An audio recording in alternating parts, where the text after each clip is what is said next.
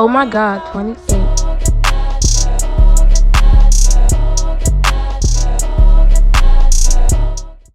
There we go. Bam. Hey y'all.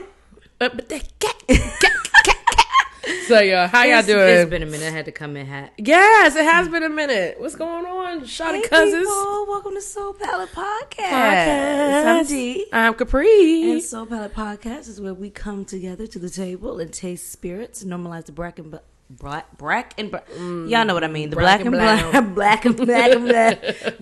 brown palate. Yes, I am intelligent. Yes, I promise. Y'all already know. We gotta explain that to y'all. We taste, we analyze, we talk about everything under the sun. Yep. Talk about what's going on in this crazy world. Yep. Child. What's going on in our crazy individual worlds, child. Mm-hmm. And a little bit of everything. We have fun guests while we do it. And, welcome back. If you're already a listener, thank you for sticking with us. Yes. I know we're giving sporadic right now, but we're busy bitches, so we it are is what busy it as is. fuck. And thanks for keeping up. I think, we got fans out here. And I appreciate that so fucking much. You have no idea. And we made it to 600 followers. We made it past 600 followers, actually. Yes. We on our way. We on our way, We are ticking. Given how sporadically we post, I'm proud. I'm very proud of what we do. So yes, thank you for people who continue to listen. And welcome for people who are just getting familiar with us. Yes. Please feel free to go back and listen to previous episodes. You will be nothing if not entertained. That's so true. And so yes. Greg Long's episode is still rating champ. That shit is crazy to me. That shit is so funny to me. I feel like, why? People love light-skinned motherfuckers. That's so true. People love a light-skinned motherfucker. Is it because he's light-skinned, y'all? He's good to look at. He's pretty, but like his pictures like him being like... so like, is that why people like what they talk about? Maybe I really tried. Okay, I'm not gonna lie. I definitely be picking some of the funniest fucking faces. It was a very funny face. I loved it. I want y'all to be guessing in regards to what we're talking about. We also that's real. That's actually great. I love that idea. But we did talk about some cool shit on that episode. Yeah, we definitely did. I mean, every all episode. of our guests, we talk about great shit. Yeah. Even with just the two of us, we talk about great Literally. shit. So. Like I said, y'all be entertained, child. Hit the like, hit the subscribe. Make sure you turn on your notification button so you'll know when every episode drops. Make sure you share. Make sure you engage. Make sure you comment on this motherfucker. Comment. But even more importantly, give us that thumbs up in this bitch. We need it. And share. Share with your motherfucking homies. Subscribe to our YouTube. Yes. Subscribe to our YouTubes, y'all. Yes, because apparently YouTube is lessening the requirements for we just need 100? We shall see. Either way, I think we curse way too much for YouTube to monetize our shit, but we'll see. Really? Shot. Yeah, there's definitely like within the limit? first 15 minutes or something, 15, 20 minutes, something like that, you're not supposed to curse. Oops. Well, that's why a lot of like uncensored podcasts will have censorship on their videos if they're monetizing on YouTube. Oh, because it affects their ability to monetize it. But if you have outside advertisement, it doesn't make a difference. You can say what you want to say. Right. So, damn. That's the only thing with that. There's all types of hoops, child. If anybody is proficient in YouTube content production and monetizing that shit, hit our line. Thank you so much. Let's try to figure that shit out. Reach us at soulpaletepod@gmail.com. Oh, it's not cursing if they're in the first 15 minutes. It's already a wrap. None of our videos. It's a wrap. That's what I'm saying. All of them. It's a fucking wrap. First minute. Wrap. Sorry, bros. Christmas. Oh, well, be like that. What are we tasting today? We are tasting American single malts today, guys. We're going to be having so much fun with this lineup. I got the Christmas one late. Hit me late. Oh, you hit me late.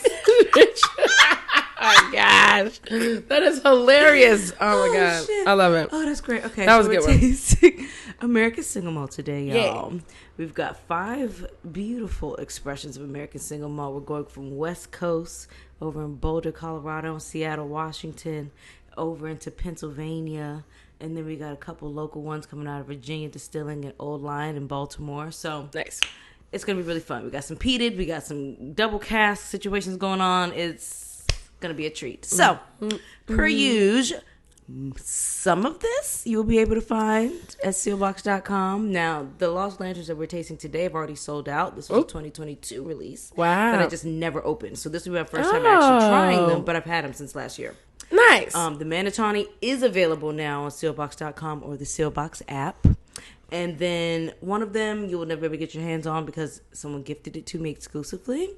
And then the old line, granted, if the distributor has any more, we'll be able to get that one in. But we do sell old line products at sealbox.com also, and on the Sealbox app.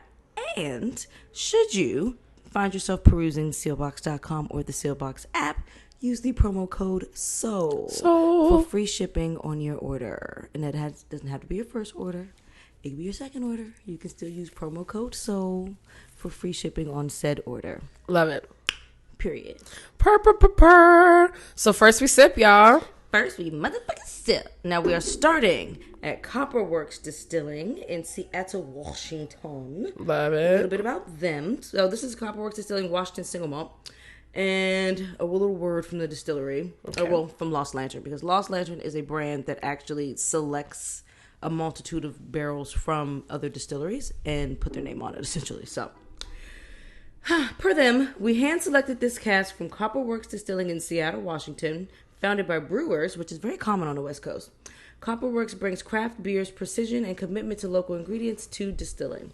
The distillery works closely with local farms to source its grain, leading to whiskeys that truly reflect the climate of the Pacific Northwest. Yum! So, proof is giving its natural cask strength at 116.9. Okay. Age is 3 years. Mash bill is 100% Baronese malted barley from Joseph's Granary in Colfax, Washington. Barrel what? Baronese. Baroness? Baroness. Child, Baronesse. Baroness? That's a tricky one. Yeah, it would be Baroness or Baronese. My bad. Yeah, I think Ness is possibly right. When the E comes at the end, what does that mean? Does that do something for a word? I don't know. No, I think I saw the extra E and put that in front of the S instead of after it, so that was my Baronese. Baronessy. You know who y'all. Joseph's Granary, child. Barrel details. 53-gallon Kelvin Cooperage New American Oak. Char level 3. Okay. For our whiskey noobs, the char level is essentially just letting us know how long the oak had fire inside of it, literally charring that wood on the inside. Yeah. So it starts at 1 and highest is what, 5? Yeah, I was about to say, now I think level 4 is like 20 seconds or something like that, right? Yeah, I think the 20, longest 25? amount of seconds is like 59 seconds. Yeah. So somewhere under 59 seconds, essentially. Still your location, you already said Seattle, non-chill filtered, no color added. Awesome. Ooh. If for nothing else, I love single malts for the nose. Yeah. It's just always, from everything I've tried so far in my life. I mean, I say always because I haven't tried everything. But every nose on a single malt that I've had so far has been nice. Really sweet. I get peach rings. Ooh, definitely peach. But I also get that, like, those sugar crystals on the outside of it. Like, I'm getting the whole Oh, I see what you're saying. Mm-hmm. I definitely see what you're saying. I kind of get like orange juice. Oh, that too. Actually, you know what it reminds me of? Which, this isn't the first time I've said this. My tangerine juice I get at Trader Joe's. Because it's a little different from like orange juice. Yeah. Like, I don't know how to describe it. It's a different type of sweet than like regular orange juice. Right. Because orange juice in a bottle, it gives sweet like sugar's been added. The tangerine juice at Trader Joe's gives like naturally just sweet, ripe tangerines were used. This doesn't give me sugar added. Right. Not at all whatsoever. There's also a little bit of, I was thinking orange juice as in like me. Like fresh. Yeah. Yeah. Like I did the juicing. Yeah. Not like any in a bottle. And then also a little bit of cinnamon. Baby. I was looking at a post yesterday. They was giving Christina Aguilera her flowers, baby, because she been singing Dome. She always has. Mouse She's Clubhouse singing down. Yes. Oh my God. Yeah. Had her singing Tony Braxton and SWV. In Vogue, SWV. I was like, damn. And when they showed that Mulan joint, right? I didn't know that was nostalgia her. hit. Oh, I always knew it was her because I was obsessed with Mulan when I was a kid. I did not know that was her. Did not know that was her. Oh my God. Literally yesterday years old. Obsessed with that song. Crazy. Staring straight back at me. That was great. But also, did you see the Mulan like the real people? Yeah. Yes. It was great fighting. It was really great fighting. I just really did want the music. I wanted the music. Yeah, it didn't do the same same as the cartoon. Yeah. Now, the Aladdin remake, I loved the Aladdin remake. Just as much as I loved the cartoon. I agree. Mulan, the cartoon, hit better for me. It hit a different spot. Yeah. Because where's that? We needed it to be a musical. All that. I needed. I'm sorry. I needed all the. You ain't never had a friend like me. I right. want all of that energy in Mulan. I needed it. Like, it. Where the fuck is y'all? They made it so fucking serious. It was such a serious movie. You needed the fun. You needed the fun. And I guess, no, maybe. I don't fucking guess. I wanted the fun, but it's okay. Yeah. It was still. It was well done. It was well shot. It's Disney. I have a budget. Girl, you know what we should have put on. Actually, we got some news. Throw it in. Okay. You just throw it in right now? No. Okay, let's do our taste first. God, because I just thought about something to talk about Disney. Okay, so don't lose that thought. Wow. I get smoky peppery immediately. That's interesting. Nowhere near as sweet or nowhere near as fruity. They may not say sweet. Nowhere near as fruity on the palate as it is on the nose. Which I always find interesting about single malts. It could go either way. I need to put something in that barrel. Definitely like burnt something. Things. Burnt things is accurate. Like, I don't want to say rubber, but it's almost like, I don't know. Wow. Like burnt hay, maybe? Burnt, not wheat. Because that would imply there's wheat in here and we know it's barley. Right. Burnt grass. Burnt grass. Something wispy that blows in the wind and grows out of the ground, but burnt. Yeah. For lack of a better descriptor. It's naturey, like but charred, I guess I'm going to say. Yeah, charred. It's charred, it's naturey. So maybe that charred wood is coming through. Yeah. Wow. But it also kind of feels a little bit like savory. So like even the burnt pieces of meat left on the grill. I don't know if that makes any sense. No, that does, because I just got done being duped into being grill master yesterday for fucking 7 people. And I was like, I planned for 3. But okay. It's a 7 for me. Bitch. I was out there grilling for 4 fucking hours. Oh my gosh. I was like, okay, Rashida Reed. When you asked if I would man the grill, you didn't say it was all this food for all these people. Damn. But whatever. I took it like a G and it came out delicious. Of course it did. You always have something delicious. It's always like, gonna be delicious. Girl, my name is on this. It's got to be right. Right. Period. But it's giving barbecue char. Yeah. Definitely gives that. I concur. Even like, a little strawberry on the nose now. Maybe that's my lip. It's my lips. Got lip gloss on. Are you wearing strawberry lip gloss? My lip gloss is cool. My lip gloss is popping.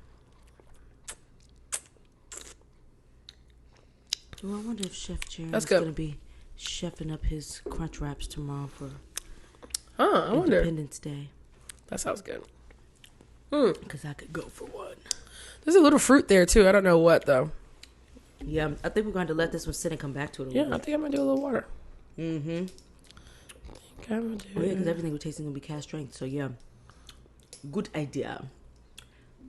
Capri made me a delicious daiquiri, y'all. For those watching us on YouTube. So good. This beautiful coupe that you see is this daiquiri that Capri made me that I was craving. This is why it helps to have friends who are professionals at what they do. Because you don't have to micromanage. Give me like 5 drops, please. You don't have to micromanage having them do anything or make anything for you. I could just say, I'm craving a daiquiri. Can I have one? Yes. And it comes out perfection. Yes. Just enough dry, just enough sweet, just enough tart, pineapple cinnamon syrup. I mean, come on.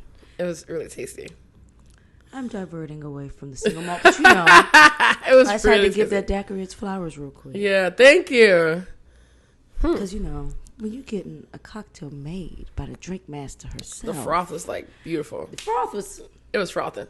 I'm a frothy bitch. If it's shaking and it's got citrus in it, bitch, if it's not frothy I receive just need a little froth. Just a little froth. Let me know you shook it well. Yeah, Let me know you put that shoulder work into it. You put that air in that work. bitch. You aerate that bitch. Aerate that, bro. Because if it's coming to me looking all flat and foggy and shit, I don't like it. I know. Let me know you give me a lazy shake and you're not really about this life. Right. Pure. Post drop. Let's see. Why do I feel like it amplified some of that like char? A lot. It is actually quite smoky.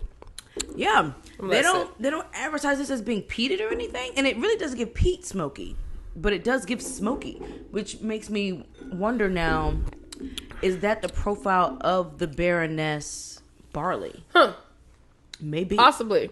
It's my first time having a single malt with that particular barley named, because a lot of times in American single malts they will name the barley they're using. So this is my first time having Baroness. I also barley. wonder to know what they are stopping the germination with. What are they malting with? You know, what are they smoking? We'll see. Questions that need answers. Question that needs answers. So I wanted to start our catch up off with a discussion inspired by Keke Palmer. The one and only. The one and only. She's so great. I understand why Keke Palmer is fucking fantastic. Nope, that's wrong. Even though I don't even know what that was. Great music, and the guy seemed like he could have potentially been cute. Let me know. She's so stupid. Back, forth. No, okay, seriously, I came here to talk to y'all because It is giving Aaliyah. I was having a great good. conversation with my friend the other day. And we were getting into how in life, a lot of times we could be so hard on ourselves. We could feel like, oh, we made a mistake, we did something wrong, we changed the whole trajectory of our lives.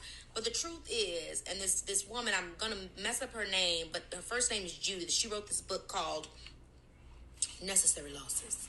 And what the book speaks to is there's certain things that happen in all of our lives as we're growing that are necessary for us to lose. And you're only going to have those necessary losses from experiences, from trial and error. And so I just say this to say to you today that no matter what you've been through, no matter what, different, pathways and byways and highways that you've had to experience, it was all necessary for you to become the mature, wise, and fabulous individual that you are today. So dust yourself off and try again. And try again. It's the start and end with Aaliyah for me. So then she goes into commenting, for me, a necessary loss was my childhood. I had to grow up early. I experienced a lot early on, going to work early, paying bills early, experiencing things I sometimes wish I hadn't so soon. I used to think, well, if that hadn't happened, maybe it'd be different or I'd be different. But the truth is, our childhoods and our childhood thinking is a necessary loss for all of us. No matter when it happens, we all have to grow up at some point. As we get older, we sometimes can find ourselves clinging to who we used to be before our expectations in situations were thwarted. That's thwarted. I hate saying that. However, when we take a step back and appreciate how far we have come, we realize that without those hard lessons, harsh truths about life, we would never be who we are. To appreciate who we are and to know that person is still who our younger selves wanted to be is to appreciate how we got there. So she asked, what were some of the necessary losses in your life? And when I saw that, I was like, shit. Because wow. That's when it really makes you think, though. Yeah, I think for me, I would definitely say some certain people are necessary losses. I think for me, I had to learn early on that a lot of people will use my energy and not give back, or use my loyalty, my ability to listen, the fact that they can completely lean on me and not give that back. I had to learn that early on. And I had to learn how to cut the ones off that were like leeching, I learned that in high school. So, I feel like that was, I guess, a necessary loss in the way that I thought I loved these people who I really wanted to have close to me and thought we would like be friends for the rest of our lives and all that other stuff, and to not have them anymore, still kind of hurts even to this day. Yeah. Oh God, this is gonna take me back to my therapy session last week. I have definitely, I'm gonna say I've had to lose a lot of people in general, starting with, now it's going to sound a little more dramatic probably than it is grand scheme of things, but losing my parents in the sense of like both abruptly left my life at different points. Mm-hmm. And so like my dad, I can't remember ever being in his arms. So clearly I lost him very early to the prison system. He's since been released though, y'all. Mm-hmm. And then my mom, from my experience timeline wise, I lost her at 11 years old. Mm-hmm. And it just was never a mother-daughter dynamic again from that point. So not having either one from like a parental perspective definitely is like a major loss that I'm still like picking apart the pieces of now to heal. But it also is very much a major part of why I'm so independent now and why there isn't a lot that people can tell me. Yeah. For real. Why there's not a lot that a motherfucker can tell me for real. But I think it's also what forced me into leaning into spirituality and leaning into like learning about ancestral altars and learning like how to really have a conversation with God, like have a relationship with God outside of like the context of like a church or something like that, because that never resonated with me. So just like, really learning how to lean into a higher power, because I never felt like I had guidance from my elders in that regard into how to move forward. What do I do? How do I like follow my gut? Those type of things. Like, now granted, my mother definitely planted seeds when I was really young.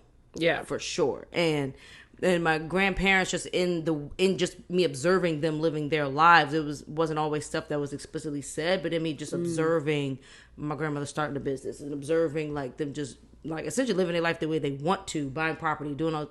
I observed all that, and like a sponge just took stuff in that resonated, left shit that didn't, and inadvertently absorbed some shit that really don't serve me, and I have to realize that that's some shit I need to release too. But I think if I didn't have that kind of ability to do that, I may not have been as adaptable and as like just really not committed. Well, yeah, maybe. But just, it's always a point for me to like learn everything that I can about something if I'm going to be a part of it or if I'm going to do it or whatever. Like, I think that definitely comes from just feeling like, well, nobody here to give me no damn answer, so I got to learn everything I can learn about it. I had to do it. So that I can be as best as I can with it, because a lot of people who have those resources have a leg up on me. So that's definitely a loss that I feel like worked both against me but also for me. That's real as fuck. For sure. That's real. Ooh, child. Yeah. That's a good one, Kiki. Yes, Kiki. Really good one. That's a good one. That was a word. That was a word for the week. Necessary losses. What y'all lost that y'all felt was necessary after reflecting back? Because hindsight is 20/20. 20/20. And we realized the shit we're grateful for after we sacrificed to get it. And that's so real. I like that one. That was a good find. I think also one of my necessary losses was when I first started to try to get behind the bar. I was young, and my first few trainings, it was really like my second or third day training, and it was for brunch. You had to be there at 7 a.m. in the morning.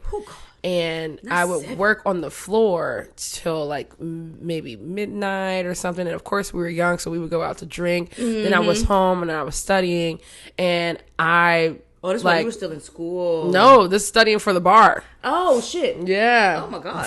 Studying for the packet for the bar to be ready for the morning. Damn. And I think I overslept like 2 hours, and I was like, "Fuck! Oh my god!" So I like got there, and they were like, they pretty much told me I couldn't be behind the bar if I didn't get 30 days of perfect on timeness. Oh shit. Was it at the farm? This is at the farm. And they really didn't want me to become behind the bar in general. Yeah. Torrance is the reason why they actually gave me another chance. Yeah. So like I think that necessary loss, as in like I felt like it was unnecessary to like put me on this weird probation or whatever, but I felt like it was necessary for me to go through that feeling of failure and everything to be where I am today. Right. In general, so. Ooh, from a career perspective, you know what? This made me think. Okay. Another good one that was like a necessary loss at the time that definitely paid later was me jumping out there and taking the full-time position at Sealbox, even though I was making under $40,000 a year. Yeah. That first salary. Yeah. Like, I'm not even going to tell y'all exact numbers. But it was like obscene. Yeah. But I took it and was like, we're going to flip this. Because it's going to have its best shot with me in charge than some random who doesn't really get it or care. Yeah. And so I took that loss in that financial loss the first year, child. That was November of 2018. We are now in 2023. It is not giving under 40,000. Okay. And it's giving equity. Yes. I'm not going to tell you all my business. Yeah. But it was worth it. Yes. Period. So that is a necessary loss that definitely paid for itself later. Love it. I love that. Yes. Praise God for the necessary losses. My God, it's warm. It's hot. It's hot. It's gotta stop wearing this linen in the summertime because I'm thinking it's gonna give easy breezy, beautiful cover girl. It's it is hot. giving warm. Period. That's okay. I don't mind. But A yes. little schwitz. A little schwitz ain't never hurt nobody. A little do. All right. The things we go through for y'all. Period. Literally. Okay, wait. Okay. Let's do our second sip. Second sip. What the hell was the Disney thing? Okay, first we do second sip, but don't lose your thought. I feel like I'm not, but I feel like it needs to go under. Oh, is it going to go under a category? Yes. Perfect. Never mind. Okay. Yeah. All right. I'm not. You place it. So second I'm gonna sip, place y'all. it. Yeah. We're still in Lost Lantern 2022 single casks, but now we're going from single cask 15 to single cask number 12 from Boulder Spirits in Colorado. And this is their Peated Colorado single malt whiskey. So a little snippet from Lost Lantern. We hand-selected this cask from Boulder Spirits in Colorado. The distillery was founded by Scotsman Alistair Brogan. That's a fucking mouthful. Scotsman Alistair Brogan, okay, who has brought Scottish whiskey-making traditions to the high peaks of the Colorado Rockies. This dry, high-elevation environment makes for bold and unique spirits. Okay.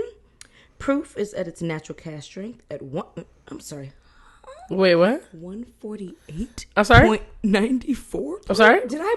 What? Did Look I at that copy bottle. and paste that correctly? No, look at that bottle. Let me look at this fucking bottle. No, I don't believe it. Did they say one? Is it giving? I don't believe it. Oh shit! Yeah, it is. What the fuck? 74.5 ABV. 74.5% ABV, y'all. So. Okay, wait, what's 74 from 74? That's 148. Oh, they ain't lie. Damn, it's actually 149, basically. But either way, it's fucking hazmat at this point. Okay, so proof. Hazmat. Got it. Age, 5 years. 100% malted barley from Scotland. Okay. Also 53 gallon barrel from Kelvin Cooperage, New American Oak. Char number 3 as well. Also non-chill filtered and no color added. But my God, 148. Lord have mercy, child. Oh, fix it, Jesus. I was just in class yesterday talking about the heat of whiskey and how this podcast has prepared you honey, for the world to honey. whiskey. Oh, my sweet baby Jesus. Oh. Have you seen this? Damn, no, I didn't see that Girl. piece. Okay, so I saw the rumblings of that, but I didn't. Girl, Oh, okay, right. way to get into that one. Okay, y'all. Because we've been covering that one for Yes, a minute now. This is our love journalist this segment of the Come on, podcast. Because we've been covering this one from the beginning. Oh, I can't wait. Okay, so Oh, shit. yes. Great. All right, Okay. here we go. So nose is nice, but you could tell that fucking heat. It's like nice chocolate caramel, like a chocolate caramel candy type of thing. Wow. Vanilla. Wow, you could tell this been 5 years. And see, I don't know if it was an ex-bourbon cask per se. Well, no, he said new. He said new oak, so not used oak. Brown Tell you sugar. what, brown sugar. I get that white pepper. Almost a sugar cookie thing. White pepper. But like those, with like those big sugar crystals on it. Though. Yes. The ones you can see. If y'all like a good And sugar then a little cookie, butter. you know I just what got a we little talking about. butterscotch. Something smoky somewhere. Definitely some smoke here. And they said this is peated. Oh, it's not okay. super peated. It's not, but I smell that. Yes, okay. It's not too much, which is nice. Smells it's definitely great. easy to overdo the peat. Cha, here we go with no water. Heat is there. Heat is there. Dryness is there. But even with it being hazmat, it hasn't lost flavor. My co-host may disagree. Woo! Bitch, god damn. That needs to be a soundbite. Woo! Bitch, god damn. That is officially a soundbite. We're making it happen. Fuck that. Done. Shit. Okay, so delicious though. You definitely get the peat. Yes. Dark, dry cacao. Yes. Ooh, that good raw cacao. Powdery too. Almond. Yes. Roasted almond almost. Yeah. Very tasty, but fuck that. Gonna just do a whole... Give me one squash. I don't even... Y'all know I don't do no squash. But we approach 150 proof. I'm gonna do a full squash. Yeah. No softens into a little tiny hints of fruit under all that butterscotch, caramel, vanilla. Also softens more into like that cookie dough of the sugar cookie. Definitely more of the cookie dough of sugar cookie. A little more of the peat coming out. That grilledness we were talking about, kind of that savory grilledness coming through. Oh God, chocolate picked up on the palate. Nicely. Chocolate picked up, and then some vanilla came in there. Yeah. Wow. A little leather. Some cherry. Yeah, some cherry. Definitely leather. I don't know what it is lately. I'm tasting a lot more whiskeys. Maybe it's just I'm tasting a lot more like aged stuff, like 5 years plus. Yeah. But like, I'm finally catching the different grades of leather that's coming out from the wood in whiskey. Okay. Like, I'm tasting super worn whiskey. I mean, whiskey chow. Worn leather. I'm tasting fresh? really fresh, like fresh out the plastic Wow. leather. Like, wow. different, like, different grades of it. It's really interesting. That is very to interesting. be able to like compare and contrast that. Like, I didn't even think about that. yeah, there's levels to this leather shit, which all levels to the leathers. Which I wonder if it has to do with how long it's been in the oak, the type of oak, maybe the char of the oak. Like, I'm sure there's so many different variables because it's all really just nature doing its zhuzh. But right, I find that to be interesting. It's super nerdy, but it's fun.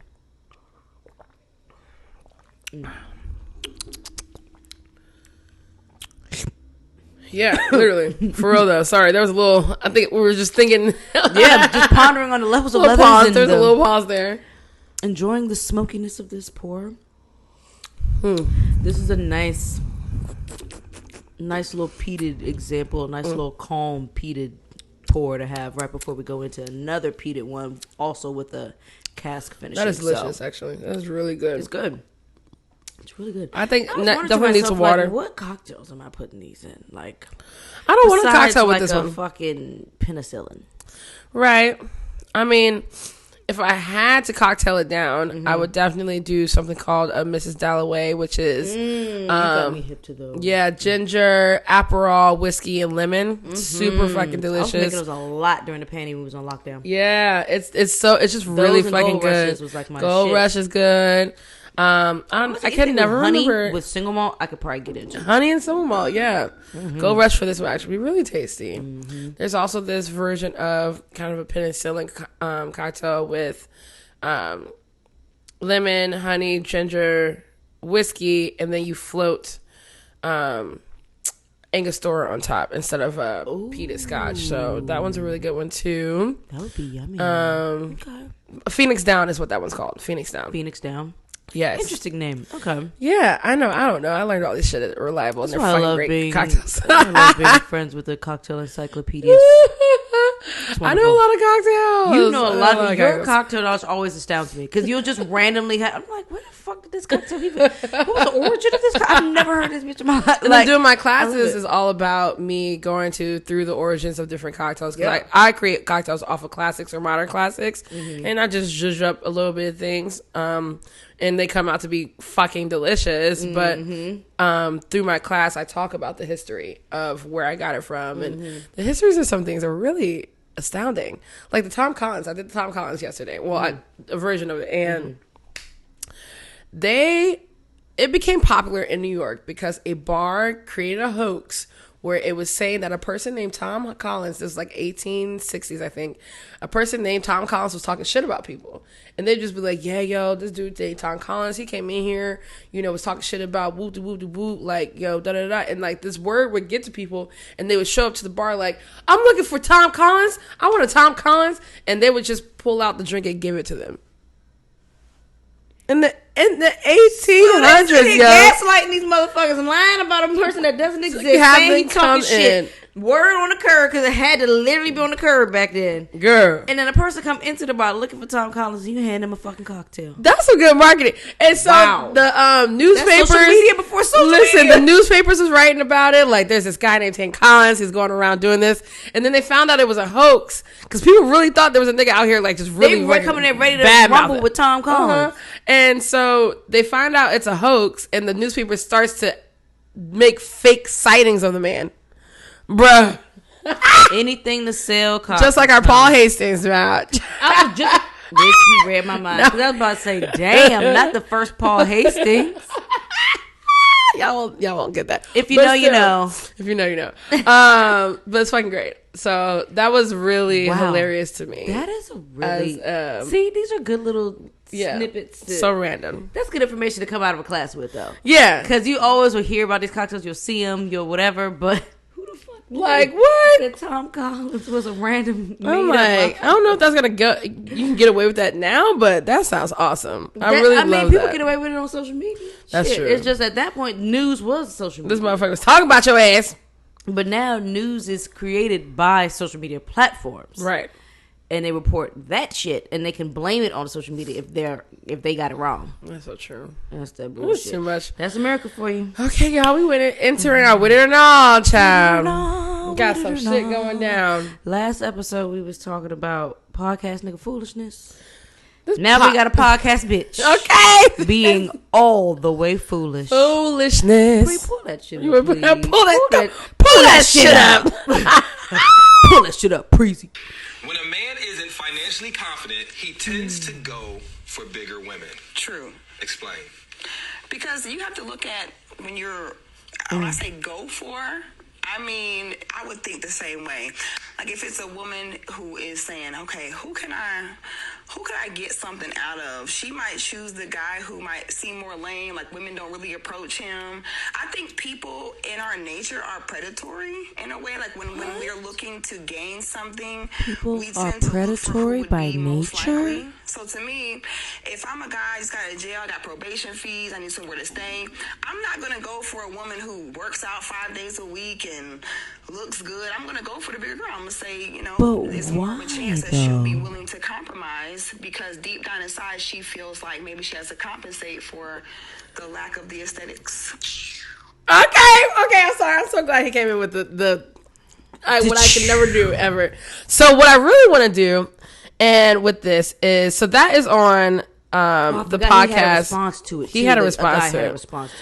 His response was good. Yeah, I love him because he really does speak up for like just people hating on women in general. Yeah, but I didn't want y'all to hear that because it was great, but we don't need to hear that. Right. This was on Late Night Conversations or something like that. Late night. Fuck them. Late night. Is it Late Night Conversations? I thought it was. And I went on there. I was like, okay, hold the fuck up. Right? Like, what's going on here? Damn, I could swore that's what it was. Maybe that's not what it is. Let me go back again. Let me try to look for this. Because I also went down and looked for tonight's conversation. That's what it was. Tonight's conversation. Okay. Because I wanted to see who the fuck was this bitch. Right. And now is she a regular on that podcast? Like she's one of the co-hosts, or yeah, she was a guest? She was a guest. Okay, because girl, it was giving guest. It was giving. What the fuck are you talking about, bitch? That too. Okay. And isn't financially confident. Can I? Damn. To go for bigger women. I want to play this one because the woman on the podcast responds. The actual host of tonight's. Oh god. I mean, I would think Sorry, the same way. repeating this Like ignorant ass shit, which is just dumb. Confidence has nothing to do, or what I would settle for. Like, like women don't really approach him. I think people in our nature are predatory in a way. Like when we are looking to. This is the same type of bitch who probably would justify sexual assault in some type of way because she thinks that all people are innately predatory. I need somewhere to stay. I'm not gonna go for a woman who works out. She's also the same type of person who will probably use a guy who she does not like at all. Use him until he use him up. For the lack of the aesthetics. Respectfully, that's probably the most ignorant shit I've ever heard in my life, bro. So you think because a woman is plus size or out of shape that her mental and what she accepts in life and what she should be expected to accept in life is less than because look what she accepts for herself.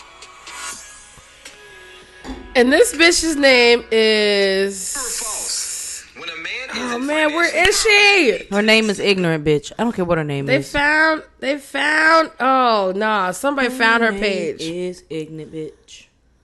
Ignorant Bitch. She's an ignorant bitch. Ignorant bitch. Like just ignorant. Ignorant bitch. Is it this person? Is it this person? That bitch is ignorant. Is it you? It's giving ignorant bitch. No, that's not the girl. Damn. So her page on her bios page is like feminist and like woman, like speak to like to encourage women, like whatever it's called. Why is always a self-proclaimed feminist that be the ones that hate women the most? I was like, always the ones that hate women the most. I was gonna send you it, but I was already blowing your phone up, so I was like, I'm not gonna send this one yet on her page yet because I wanted to be like, look at this bitch's bio, look at what he's talking about, like how I like stop fraud. I'm done with the fraud. I'm done with the fraud. It's the fraud feminism for me because the problem is with that. So the problem in general with that whole thing is that you think that anything that goes on physically is tied to anything that goes on mentally. Right. In an aspect, yes. In the way that of like depression can lead to larger weight, different things like that. But it also can also do the opposite. Depression can also make you lose weight and do different things like that. Your lack of confidence can go either way. Right. Do you know how many small bitches, I was just like, no, this bitch not. Your man is looking for me. I could guarantee that. Period. It's the fact that she sat there and talking about based on aesthetics. Like, just because you have a hang up regarding plus size individuals does not mean that the world reflects your fucking point of view, jackass. Period. What are we talking about?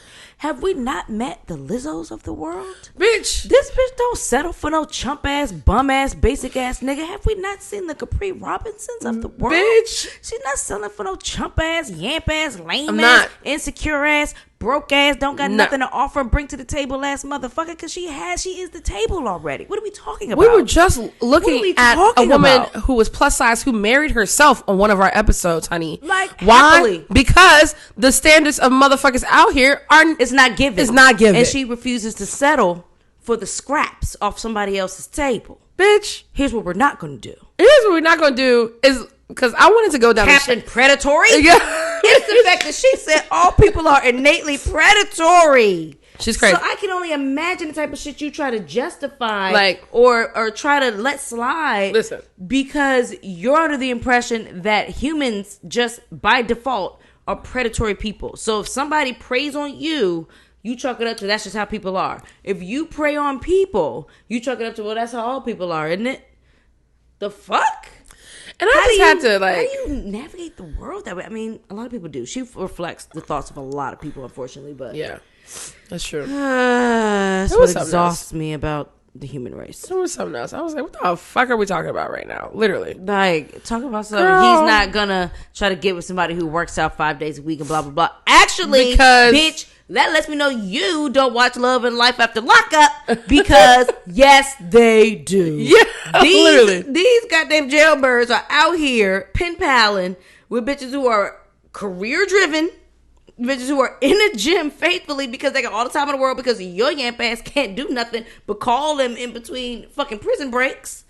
The fuck? Right. All you can do is call them and they can talk to you on the treadmill in the gym. Right. They dating you while they multitasking, doing their job, hitting them little kangaroo squats and shit. Like, so what are we talking about? What and then are when we they really get talking released, they getting released and paroled to that bitch's fucking house Period. that her name is on. And she's sitting there paying for his clothes. She's sitting here paying for his shoes. She's paying for his jewelry. She's paying for his food. What are we talking about? I don't know. What are we really talking That about? bitch is dumb. Like, Get out of here with that antiquated ass fucking thought process. I'm over it. Fucking prejudice, fucking self-hating. Yes. It's self-hating. Which honestly really tells me more about what What the you fuck feel about you going through. yourself. Correct. Period. Correct. We know you deal with ain't shit ass dudes. Mm-hmm. You probably only look to them for what they can provide financially, which means personalities are trash. Which And you they don't care probably about treat since you everybody's predatory. Correct. Which means they treat you like shit, you treat them like shit, and it's this cycle of feeling and treating like shit. And who wants that life? Girl, get out of here. Bitch. Like, shut the you fuck will up. never find real love. You're clearly not looking for it, so maybe can't. that's by design. And it is what it is. You're gonna be miserable and skinny and have. And this, like, are you even skinny though? Because the bitches, I don't even know, child. The thing about it is, she's thick, but she probably one of bitch is that- 6 foot that plus. Either built her body in the gym. She's or 6 foot plus. She's And you a tall ass a bitch. tall bitch. Yes, you in the gym, and yes, you got small waist, but bitch, you a big bitch. Exactly. So I don't want to hear it. Not all men want to be looking up at they bitch. Like, Period. I don't want to hear it. And I you know can't. what? You probably had some unconfident things about that, and that's why you're going down this rabbit hole. Absolutely, and Shut that's the fuck why up. you are spewing this sort of vitriol and hate towards other segments Girl, and shut groups the of fuck up. people. Like, you really need to have a seat with your therapist on that couch and reflect on yourself and not And when try I to spew that say shit outward at other people. BBWs of all kinds and likes and styles came for her in the comments. Okay, snatched. Snatched her by her wig. through the comments, honey. But yeah, late night conversation, or damn, I keep saying it. Tonight's conversation, their podcast be having some spicy shit. Child. I just watch the clips. co-host didn't sit there looking like a fucking bobblehead, 'Cause, smiling like, and shit, like letting this she bitch said, continue "Bitch, on. Because shut the no, fuck. You're she dumbass." said respectfully, that was the dumbest shit ever. Dumb as shit. They used to have the girl tagged, and now she's not tagged anymore. So I don't know if she asked. She was probably getting fucking devoured on the Honey. fucking gram. Like, I had to everybody got find time for that because shit. I wish I could find her name and stuff, but she like had hella followers and would literally said feminist, like lifestyle coach, some shit like that. I was AKA like, bitch. liar. I was a like, liar. alrighty, You're a liar. what we got going on? What's going on with Janelle Monae, child? Child. So Janelle Monae had her titties out at Essence Fest. Ain't nothing It wrong was- with that. It was literally nothing wrong with that. So It's Essence. it's Essence for starters, and secondly, it's Janelle's titties. That's what we got going her motherfucking business. So no big deal. She's at Essence Fest. She shows one titty while she's singing "Get Off My Areola." What's wrong with that? Get off my areola. Yeah, probably a beautiful titty. She's beautiful titties. I mean, they're all over Yeah. Twitter. I mean, they were all over when she came to have her album listening party at Eaton while I was in fucking Kentucky. So mad I missed that shit. So pissed. Damn. But like everybody's videos, that bitch's titties were out. That's what I'm saying. First of all, can I just say, as a person whose titties used to always be out before I was married, Yeah. I appreciate people who free the nipple. I do. Period. I think it's a beautiful thing. I happen to love boobs of all shapes and sizes and colors and things. Yeah. As long as they're pretty, I don't give a damn. I don't even care if they fall onto the floor. As long as they're pretty and you proud of them, I don't give a fuck. I just appreciate a good free titty. And so, now that Janelle Monae's in her moment of having this kind of revelation and revolution and stepping into her own power and owning her sexuality and all the things, like, I love that for her. And fuck all y'all with opinions about it. And Twitter, of course, Right. is full of opinions. First one being, It is crazy that this kind of stuff is needed or felt to be needed to stay relevant. One, Janelle Monae never stop being relevant. Right. But I digress. The game and cost of entertainment success on a large scale is too much. We often look at the performer, but it is way deeper than that. This is not exclusive to this artist. Bitch, shut up. Did y'all not just... Her new album is about pleasure. Y'all better be glad that's what she wore. Get off her area. Literally, like, bitch, what are we talking about? Did y'all not see her lipstick lover video, bitch? This bitch is not coming to play with you. Honey, she's not coming to play with any of y'all. We're talking about naked, bitch. Age of pleasure, bitch. What are we doing? Like, get it together. Get it through your head. This is not random. She's made it clear. She's in her age of pleasure. Period. She's going to be pleased. And we are going to be pleased by I'm surprised she didn't take the bra off. Like the whole motherfucker. And sweeten the titties. It probably would have been too much if she wanted to put it back on. It would have been a lot of work. So she was like, let me just slip one out. And she said, get off my areola. Like she was showing her dick. Like, niggas be out here swinging they fucking meats around that we don't care to look at all the time. Don't give a fuck. Like, unsolicited Yo, as fuck. what's wrong with y'all on titties? People just hate women, and it's always other women hating women. It's annoying. Someone said, somebody call the police. This is crazy. Kids were there. She's doing all this for what? Shaking my head. First of all, bitch, that's how I know you weren't at Essence Fest. You couldn't even afford to go. Bitch. Where did you see the kids at? There's no kids at... There shouldn't be no kids at Essence Fest. I don't know if they are. Essence Fest is in New Orleans, Louisiana. Okay? This is where mothers go to get rid of their kids. Yes. This is not where you bring your children to. That makes no sense. If a person did, in fact, bring their child to this very adult-ass festival, honey, then they knew what they was doing in the first place. They knew what they was exposing their children to. Adult shit. Like, regardless of what it looked like, because nobody knows what's coming and no one can control how these shows go. No one can control how these events pan out. It's still New Orleans, so motherfuckers gonna be out here naked, ass shaking, throwing it around in a circle, titties popping. It's Mardi Gras every time. What are we talking about? Nudity is just imminent in this fucking city. So if you're bringing your child to this, the police and Child Protective Services then need to be called on you, not on Janelle Monae, for being grown at a grown function, doing grown people shit at a show that she's putting on. So anyway, somebody else with a vastly different opinion just posted a good old meme saying, love it. Someone else said, I felt she was very decent. She's too pretty for this. I don't even know what that means. So, like, did you past tense feel she was decent? Confused. And now you no longer feel she's decent? So y'all were mad. So this is what's getting me right now. Y'all were mad when she was dressing like a man in her suits, right? Y'all was like, even though she wasn't even dressing like a man, she wasn't, or like very beautiful tailored. Y'all was mad at that. Now y'all mad when she's just loving her body and sharing it with, lovingly sharing it with us all. First of all, Janelle Monae, on behalf of Soul Palate Podcast, thank you. Thank you, honey. I appreciate it. We're very happy about it. You have beautiful breasts. And literally the most beautiful sitting. Just sitting like two plump Hershey's Kiss. And they just bounce so nice. They just bounce so nice. No bra. Oh, y'all come fucking grow up, everybody. Everybody grow up. Everyone grow up. And everyone's like, oh my God, we always have to sexualize. No, you know what? You know the sexualization actually comes from you making it a big deal about a titty coming out. It doesn't have to be a big deal. Not at all. A titty came out. Okay, great. I have a question. What does someone's level of prettiness within your opinion of what's pretty and not pretty, what does it have to do with whether or not a person shows their boobs? Like, I've never been unattractive. I've showed my titties all the time because I just wanted to see through bodysuits. Yeah, often because I can. There's nothing wrong with it. I didn't have to wear a bra. My boobs were unoffensively small at the time, and so I'm gonna do what the fuck I want to do. Period. What does a level of prettiness have to do? Because these same ignorant motherfuckers would also turn around and say, if someone that they found to be unattractive did the same thing, don't nobody want to see her ugly ass with them titties. The same people would do the exact same thing in the reverse. Yeah. So, like, what will satisfy you hating ass niggas? Nothing. Rhetorical question, because the answer is right. Nothing. Yeah. Like, nothing. She's too pretty for this. Not a goddamn just unnecessarily cringe, another person said.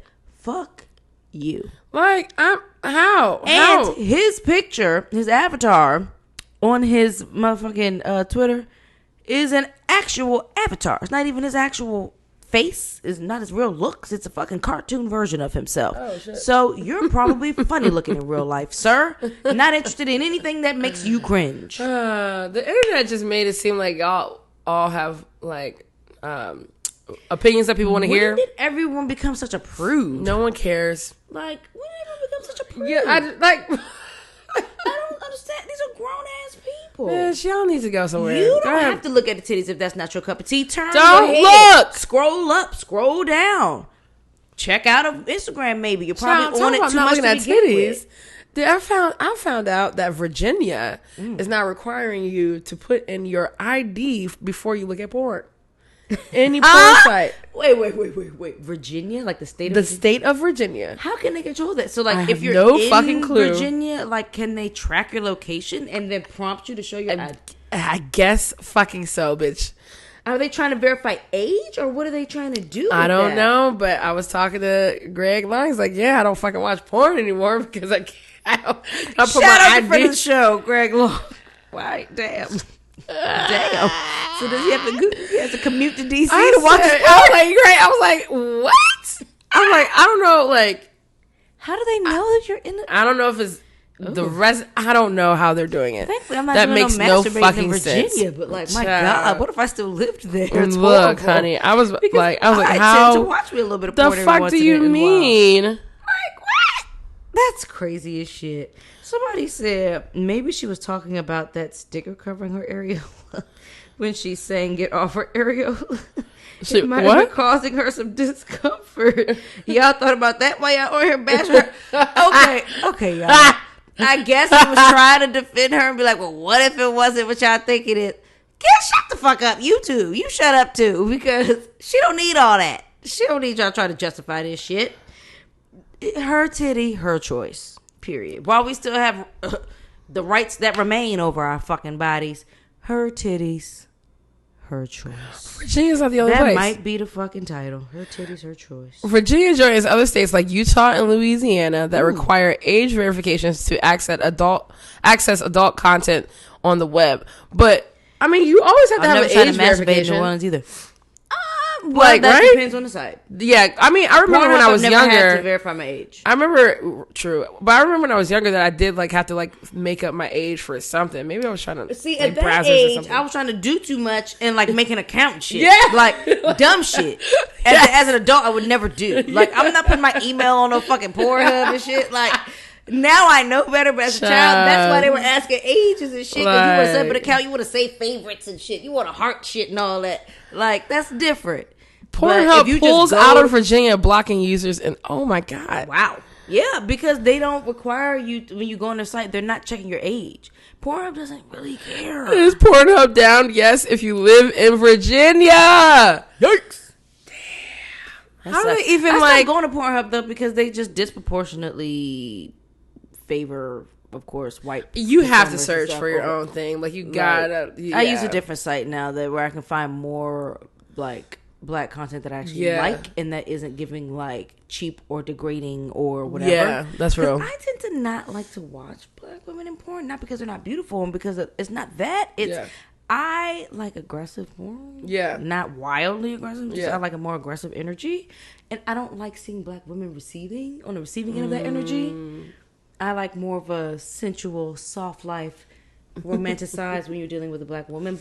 But the other ones, be as aggressive as you like. Beat them a job. Yeah, like if you want to call her a slut and all that, you want to spit on her and all that, that's your business. Yeah, but not on a black woman. So for me, that's the only reason I lean towards certain genres of porn over others. But just depends on my mood. But if I'm in that aggressive, kind of want to get it in quick and get out type of mood, I'm not looking at the black women because I look at them for a different energy as a black woman. I want to see them being treated differently and all that soft sensual shit, but I'm just trying to have a little quick nut real quick.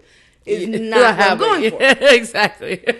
And so I have my different moods in different genres to fit those moods. That's so real. But I had to stop going to Pornhub because they just don't feature black women content well. No, they don't pick the best of the ebony content that exists out here. Very true. That's not by accident. That's by design, and I don't fuck with that. So I've definitely left Pornhub alone. Listen to Horrible Decisions, y'all. If y'all want to get some nice recommendations on like alternative sites that are also free, I love that. They give that type of information out like fucking peppermint candies out of a church purse. So I love that. But yeah, leave Janelle Monae alone. Her titties, her choice. Yeah, what the fuck? Essence Fest is for grown folks. Keep your kids out of it. Stop. Don't fucking go. And these are the same people who probably let their kids watch rated R movies. So I'm really not trying to hear nothing from none of you hypocritical hoes. Like, it's just not. I can't. I just fucking can't. Y'all. I can't. It's just, y'all are exhausting. It was one the tit. hypocrites of the world just exhaust me. It was one titty. It was one titty. Wasn't even both of She them. didn't even go full Mardi Gras on y'all. One titty. What? Also, In New hello, Orleans. One titty in New Orleans. Are y'all really doing this? It's you broke hoes that can't afford Essence Fest. Whatever. Y'all don't know what's really going on. Yeah, never again. I don't want to hear anything from y'all. Sick of them. I'm over you. Sick of them.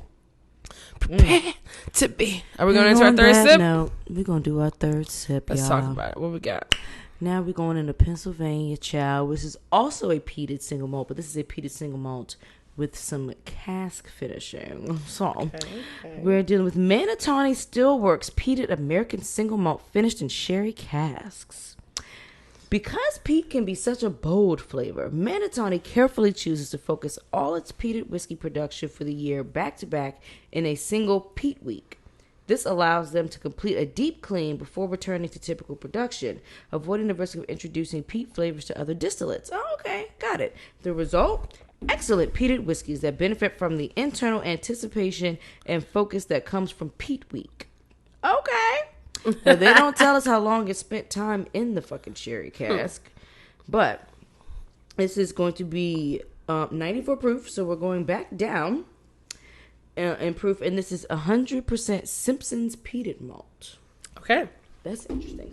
Simpsons. Put on the label how long it spent. It says whiskey finished in sherry cask, aged for 4 years, 94 proof.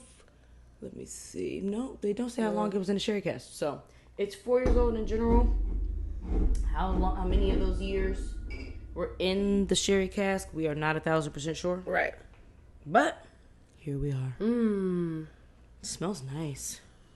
Has another one, not too peated. Yeah, nice like raisin. I get a little bit of that butterscotch and vanilla bean, like raw vanilla bean. Oh my god, what does that smell? Oh my gosh. What is that? Oh my god, it's something I know, and I cannot. I hate when that happens. When it's something you know. What does that smell? Oh my gosh. Shit. I feel like I'm almost getting like, I don't know if It smells toffee is delicious. the word. Yeah, maybe it is toffee. It's something that I would taste at a chocolate bar, but it's not the chocolate. Oh, maybe it's yuzu.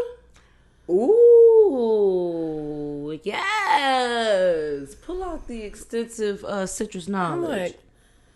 I can't remember the last time I actually smelled and had a yuzu. Oh my god, you know what so. it is? You know how, that's exactly what it is. How, oh god, what's the fucking, Baijiu kind of has that weird, like, fruity, like. Fruity but funky? Yes. Yep. It's Okay. just a little bit of you little said essence. Baijiu, I get what you're saying. And I don't know how to describe that outside of fruity but funky. Fruity funky smell, which is, I like. Fruity funky Baijiu smell is what it gives. Almost like Starburst, but like more sour. More sour than sweet. And we say this in a good way. This is not a bad thing. Yes, it's just because we've had Baijiu, it doesn't turn us off. If you're not familiar with Baijiu, it might not freak you out, but it might make you question like, what the fuck is that? But there's a spirit that exists that smells just like this. It's crazy, like literally pretty fucking close to this. Wow. And Baijiu was made with starches, period. But what's the primary starch used to make Baijiu? Rice? I think it's barley. Is it barley? Okay. I think it is barley, actually. That would make a lot of fucking sense. Yeah. Ooh, that would make a lot of fucking sense. Because, y'all, there's soju, there's Baijiu, there's, what's the fucking other one? Is it soju? There's multiple Asian-produced spirits that are distilled with starches like rice, potatoes, things like that, barley. Damn, Baiju. I can't fucking spell it. I don't know how to spell Baiju it. is Baiju. That's from Bijou, I guess. Sorghum. A mixture of barley, corn, rice, wheat. There we and go. Sorghum. Okay, so we're not off here. Not off. That is interesting. So, yeah.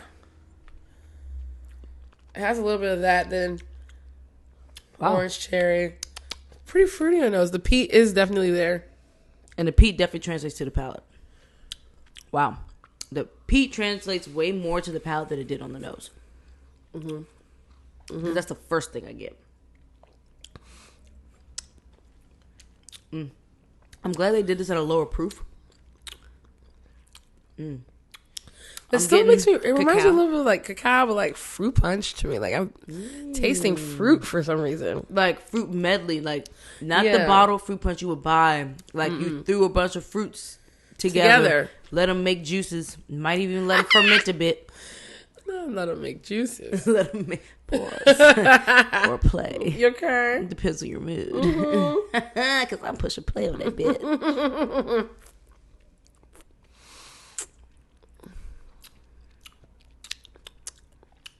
Wow. The smoke is nice with that cacao. I'm not going to hold you. That is delicious. Wow. You know what? I really like that one. I really want to know how long it's spent in the sherry cask. Me too. Couldn't have been long. Less than a year. Had to be. Had to be less than a year. It's really tasty. It is.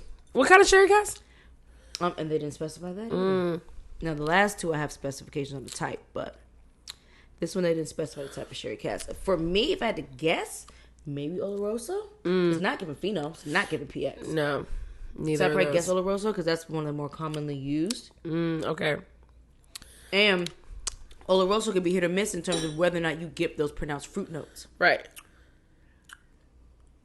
But it is good. Okay, Manatawny.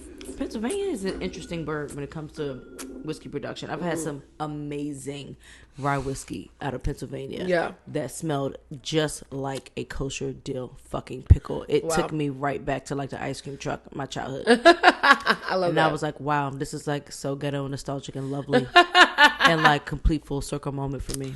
I love that. As a black person, like, I don't know if you're all gonna get ice cream truck kosher dill pickle or dill pickle from the candy lady, but that's what I got. That's what she got. And that is legit. Period. That shit was fucking delicious. Period. Shout out to Pennsylvania. Okay, y'all. So I kind of wanted to go into what I feel like will always be an ongoing conversation. Just the black business obligation as a patron and as a business owner. And so I don't know what it is I sent you, but people were pretty much complaining that this black owned, like, it was the houses.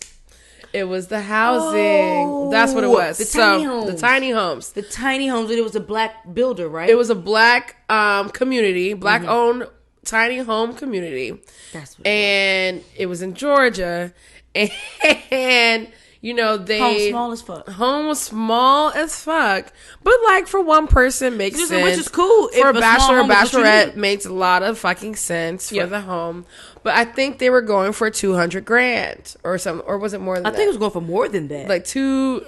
They were, from what I can recall. Oh wait, it was probably way more than that. It was, Let me yeah, try to look from it what up. I can recall, it was definitely going for more than that, because what we had wound up kind of just talking about a little bit was just the fact that, like, I could get a fucking home for 3 times the size for what they was charging for these tiny homes. It was crazy. And the thing about it is, like, I get that, like, as a community, black people, we trying to keep up with, compete with, and emulate these fucking white folks and what they do, right? Right.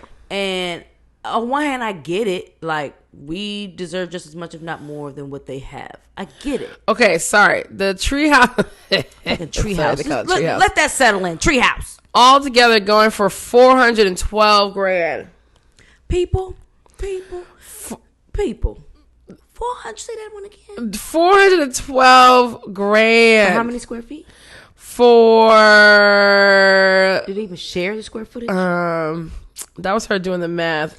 Oh, child. Damn, I can't even get this square footage. You know what a tiny home look like, y'all. Yeah. Y'all know what a tiny home it was is. It was a tiny home. Now, my home, and the only reason I'm going to say this is because it's public knowledge. Anybody could look it up if they wanted to. My home, we got that for just shy of $400,000. Now, that is not a tiny home. It's not tiny. Okay? That is a full-fledged home. Okay. Okay? Housing 2 fucking individuals and 2 motherfucking cats. Okay? Period. I got my motherfucking grandmother and my aunt staying in my shit right now. Okay? Why would I then turn around and pay for some closet space for $400,000? Okay, so this $400,000 was actually included if you wanted to do a loan payment and stuff like that. Your interest and everything at the end of it would have been $400,000. So if you paying straight out cash, how much? $200,000. Why the fuck am I paying an additional $200,000 in interest and taxes? What are we saying? This has to be based on current interest rates. I'm not doing that. That shit was crazy. Sorry. So over 30 she really years broke that bitch down too. 30-year loan. By the end of it, given the interest rates that currently exist, you paying an extra $200,000 in fucking interest. Who? Why? When? Where? Like, how? In God's name, why would you ever do it? Houseway. Somebody find the answers because they are not within those motherfuckers. Honey bun. So, yes. So I just like... Obscene. It was... So the comments just kept being like, you know, when black people get their businesses, they're always, you know, they forget about us. They forget about their kinfolk. They always try to, you know... Not all, but... It all depends on the people. Right. I think those type of instances, I break it down to the individual, just because if this person never cared about the community to begin with, then the endeavors that they take on are not going to reflect that. Period. If you're a person, and it's supposed to be affordable housing. That's what they said. It's affordable housing. Where are they, in Beverly Hills with these tiny homes? This is somewhere in Atlanta. I could get a nice size house on a plot of land and build my own tiny home for $400,000. Literally. $200,000. I can get something cute downtown, maybe. Nah, probably not downtown at this point because Atlanta's so popping. But I can get something outside of Atlanta proper. $200,000, decent home. Why the fuck would I pay for that? Why the fuck would I pay for that? Girl, like, why would I do that? We're talking no yard, you know. We talking no like yard. Like, it's a cute little community. Like, the community's cute, but what are we paying for the community at that point? What's the HOA like, fees hitting? What's going on? In addition to this additional $200,000 in fucking interest that I'm going to wind up paying, because not many people who have $200,000 cash to put on a house are going to put it on a tiny home. It's just not. It's not even your demographic, my guy. It makes no sense. So it's, you know, but it just raised the question for me. It's like, as a black business owner, am I obligated to keep my kinfolk in mind and keep my prices at an accessible rate just so that I can feel like I'm helping the community? No, I don't think that. Here's what I think. If you have a philanthropic heart, great. Your business and your business model does not have to reflect philanthropy in your business model and in the way you price things. Because at the end of the day, motherfuckers gotta eat. And so if I have a for-profit business, it's for fucking profit. Period. Now, can I have a philanthropic arm of that for-profit business and to give something back to my community in conjunction with that? 1,000%. People do it every fucking day. That's why we know it's possible. Yeah. That's why people have a for-profit arm and non-profit arm. This is why those entities exist. Yeah. But am I going to have low rates and undervalue myself for the sake of remembering the community? Fuck you. Fuck the broke ass community that wants me to undermine and undervalue myself because you want to stay in the gutter. No. I'm not doing that. That's wrong. That. And you know, I cost what I cost. The price is the price, right? It is what it is. But then we run into, let's move ourselves from the real estate area into our food and beverage industry. And these black-owned spots, in the last week, people have been, and like, even my dad brought this up to me while I was in St. Louis. He's like, you know, I really be trying to go and support these black-owned businesses. But the fucking service, the quality, and just overall standard is so low and doesn't match. Does not match what the prices are on these menus. Charge you, and that's what feeds the conversation around for these people who feel as though all black businesses should be giving y'all this low rate ghetto ass discount on shit because they're experiencing these ghetto ass establishments. Meanwhile, there are ghetto ass establishments owned by American whites, by Italian whites, by Asians, by Latin people. Like, ghetto establishments are ghetto establishments. It doesn't matter who owns them. Yeah. Baby boy, baby girl. Yeah. Please be clear. That is not a black thing. We are not the arbiters and owners of a ghetto experience. It's very true. And a ghetto bad time. Yeah. There's a ghetto good time and there's a ghetto bad time. Very true. I would pay for a ghetto good time. Oh, I'm not paying for a ghetto bad time. And I've experienced them from every ethnicity in the book because why? I'm in these dining fucking streets. Okay, period. I've done my research. And, I came across this hilarious little 3 out of 10. hilarious voiceover of this fucking restaurant here in DC. It was amazing. So disappointed that's in my city. It'd be like that, But it's in every city. They say DC got them just like the rest of y'all got them. Shit. And I am pissed. Now the aesthetic Hold on, is baby, we gotta stop. Y'all done hype this place up, and I am pissed. Now the aesthetic is given, the service is terrible, and it's highly overpriced. So let's get into it. I ordered a smoky drink that came 30 minutes later because they couldn't get it lit. Now my food was a 3 out of 10. I ordered the jerk lamb chops and the turkey greens that look tasted like burnt. nothing. Now these salmon bites came after my entree, That look dry. that is an appetizer, but whatever. And they don't look my seasoned. friend said her catfish tasted like the nuggets, so that was They good. serving And her cocktails drink with a looked Douce so good, so I bottle, was like, y'all. "Let me order one." She was like, "You can get it to go," and then she They came being back and cheap said I and couldn't. recycling But I Douce ordered it, y'all, bottles. and we took it. Y'all done hyped this place up. And The place is named Kitchen and Cocktails with a K. Okay. Both I'm Ks. sorry, me personally, it's already a red flag. Kitchen and Cocktails with a K. I don't want cocktails with a K. I also don't want my cocktail being served to me out of a used Douce bottle. Because I know y'all didn't buy them separate and untouched. Okay. Y'all are repurposing. Now, granted, recycle all day. Sure. It's cute. Like, if I got don't that, give me a cocktail in it, though. Yeah. Not the cocktail. Use it for flowers. And it Use looked like the for Douce was right syrups. only in the neck. There wasn't even the whole thing. It just juice. The whole shit was juice with a shot of Douce at the top. Child. The fucking nerve of you people. Child. With them dry ass looking salmon bites. Dry. Them burnt Lamb ass looking lamb chops. dry. Try to call it jerk. No, baby, it's burnt. It's a burnt chop. It's not a jerk chop. Honey. Baby. Like, Rub your head on it. Y'all clearly burnt it off. we have got to do better. Gotta do better. We gotta stop fucking As doing patrons this. and as providers. Yes. So, talking about patronage. So, we're talking about SFS, right? I got, we know people down in New Orleans. And one of the girls I know in New Orleans, Jade, shout out to her, who allowed me to use her images and stuff for this, was on her stories last night, like, just really upset with the patrons that come every Essence Fest. And, it's saddening because if y'all don't know, black people have a stereotype as who they are when they come into an establishment. They're going to ask for the most things and they're going to pay you nothing. The least tip. Yep. And so That's a stereotype. We don't subscribe to that, but yes. she was pretty much saying that. She was like, y'all come in, like, it's crazy, and you have no patience or any motherfucking grace for anybody giving y'all any service. So she says, see, I told y'all, we got nothing on $52, nothing on $93 here. Wow. And this is no added gratuity. This is not extra gratuity. Literally, Here's my problem with there's people. nothing there. This speaks to not only entitlement, but also I can't stand you motherfuckers that go on vacation and are broke. I don't travel with a broke bitch, and that's why. Like, let me get my please shit off. tip. I can't Y'all have stand to no tip. broke traveling ass bitch. If you can't afford to dine out and tip, don't dine with me.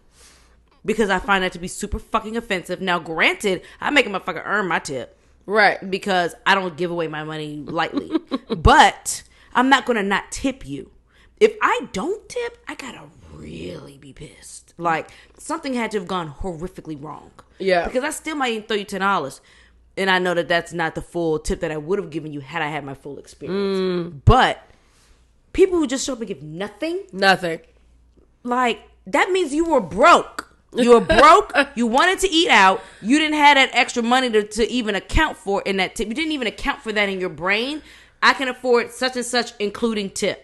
And I saw something. Including tip should always be in how you budget your dining and bar imbibing funds. Oh, don't worry. Y'all keep going this way. Like, look, it's gonna be automatic, and y'all automatic's gonna happen. Automatic's gonna happen. You're not gonna be able to argue it down. Automatic's already on this way. So built in, bitch. You built in. You ain't gotta build it in no more. We got it. Right. And then she goes on to say, they sent everything back multiple times because it had no flavor. It started ordering blackened fish, which isn't even on the menu, because they wanted something more New Orleans.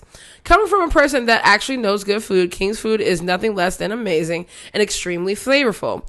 Please tell your family and friends that come to New Orleans during Essence to please go to fucking Copeland's if they want that overly salty blackened tilapia. Nah, for real. But that's some tilapia ass dining. Yeah. You get a $53 and $90 something any type of bill you paying, you don't pay no tip. You owe, I like blackened, salty ass, cheap ass food to begin with. Take your ass to the local fucking chickenery and get you some cheap shit. What are we talking about? Get you a $20 motherfucking tender meal and get the fuck on with your night. Go to Popeyes. You just need to eat for sustenance. You don't need to be out here dining. Yeah. You're not a dining type of bitch. No, you're not. You're a motherfucker that needs to eat to survive the weekend. But we gotta do better, y'all. Just do fucking better. No, you need to know yourselves. And I tell people all the time, and be honest like, with yourselves. I love my people, but god damn, I be so confused about what y'all asking about. Like, what are we talking about? I've worked in DuPont. I've worked in Georgetown. White people do it too. It's just like, what? I worked at a fucking amazingly expensive fucking hotel, the fucking Rosewood. When I was at, motherfuckers was coming into town, staying at the hotel, whatever, giving low ass tips on shit, ordering fucking $20-some martinis and shit, fucking $40 Manhattans, and would have the nerve to tip crazy low. Yeah, when I was working at Reliable, actually, white people tip me the worst. That's what I'm saying. Yeah, white people tip me the worst. That's what I said. We don't own that. It's a character flaw in people. Literally, like. But it's just like it's just still sad though, you know what I'm saying? Like, it's like places like New Orleans who aren't doing automatic gratuity, y'all going out and ringing up all this money, and people are doing a lot of work to get y'all food. Like, show something, give a little something. Like, these motherfuckers aren't getting paid great hourly, you know, so it's cost of living for them is lower, so they get lower rate wages. Y'all gotta fucking help them out. Motherfuckers got kids and shit. Just fucking put something down, bro. Put something down. It's just, you gotta put something down. Yeah, you like, just tip, bro. Just tip, man. You broke hoes make my stomach itch. I don't even know how a stomach itches. It just makes my stomach itch. I saw somebody posted a receipt and it said, "Sorry, inflation is crazy," and that's why they didn't tip. Fuck is you out here spending any money then? If inflation is so crazy that you can't afford to tip, then you can't afford to dine, my Fuck G. is you out here doing anything? What are we talking about right now? Literally, what are we talking about? Thing? Inflation is crazy, so I'm not. I said, "Oh no, not the inflation." That's so sad. That makes not the inflation. Sad. Should we go into the fourth sip? On that one, yes, because I'm so exasperated by you broke hoes that I need another drink. Get the fuck out of here. I'm just so. Oh, that makes me so sad. What are y'all doing? What are y'all doing? Inflation. Y'all was blaming it. Sorry, bro. The inflation crazy. Fuck you talking about? Fuck are we talking about? Nah, bro. On a more positive note of black people supporting black people, our fourth sip from Virginia Distilling is an exclusive gift that I received from the beautiful Tara, who was a part of the Virginia Distilling team from its onset. Love it. Up until the end of last year. This bottle that we are going to be trying is their Virginia Distillery, Courage and Conviction American Single Malt Aged in Oloroso Sherry Cask. Mm-hmm. This is their cask number 1. So this Oloroso Sherry Cask is the first that they ever made, and it was only dispersed among their core staff. Okay. So it is not out here on a shelf somewhere. Nice. You may or may not find one secondhand shopping, but pretty sure their core staff kind of keeps these close to the chest, because she definitely did. And yeah, it was like one of my favorite gifts I've probably ever received, like within like my industry friends and stuff. Like, That's super cool. It's a solid gift in my book. So proof is 115.4. Okay. The fill date, which is the fill date for the barrel, I believe, November 30th of 2015. I know they didn't quite open at 2015. I think they might have. Oh, when the fuck did they open? I want to say 2017, 2018, maybe. Okay. I'll look into that. I'll fact check that one. But just because I remember when I was introduced to them, this was like, I want to say maybe 2016, 2017. Mm-hmm. And that was when I was still an ambassador for Owl's Brew. So that was vintage back in the day. So anyway, only their staff has this. And only people, this would be the first person I shared it with is Capri, because all that you see that's consumed, that was all me. Love it. I almost put this up on the shelf to never touch it, but Tara was like, no, you have to drink it, bitch. Like, you can't just... People are making this for people to drink. They are, but I'm such a hoarder. Or something I know I'll never get again. That's real. So, it's different if I could just... I mean, I still put it in an order. somehow I can't put in an order have for this. a little bit of that yellow VP is there. It's still just like a slit. You know what? I need to taste that Angel's Envy again soon. I haven't tasted that in a while. Ooh, but yes, cracker open. Yeah. But yeah. You still got that chartreuse, right? That's what you're talking about? Yeah, in the box. It's just like... When I first started hanging out with Capri, actually going to her house, hanging out with Capri, I would take a little baby sip of the chartreuse every time, because I love chartreuse, and good. That one is like just such a special one. Yeah. I would take a little sip every time.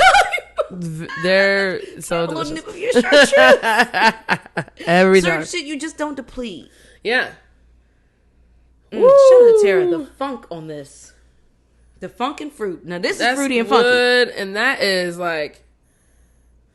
That's prune. Raisin. That's sherry. That's what I usually smell in the sherry cask. This is giving oloroso sherry cask 100%. Like aged, not even just 100%. Finished. I don't think. Ooh, it's hot on the nose though. Like the alcohol's coming through. That 115 is definitely proofing. That proof is proofing. I get the pepper. Almost over a raisin. I get cacao. I get more like dark chocolate powder. Yeah. So much raisin. I love this because the fruitiness in it is so forward. And almost fruit leather. Super concentrated, dried out. Yeah. Ooh, bitch, the palate. My God. Now, because I've had this already, I know I want a couple drops. I just want 3. I ain't gonna do too much. All of that raisin, that prune, that fruit leather, all that fruit is on the palate too. Yeah. Right in conjunction with that smoke. Almost like a light grape. Oh damn, the raisin comes in right, like real strong at the end and the finish. Long raisin finish in a very beautiful way. This is a slurper. Pause. Slurps. It's a slurper. That's Every nice. once in a while, I crack this open.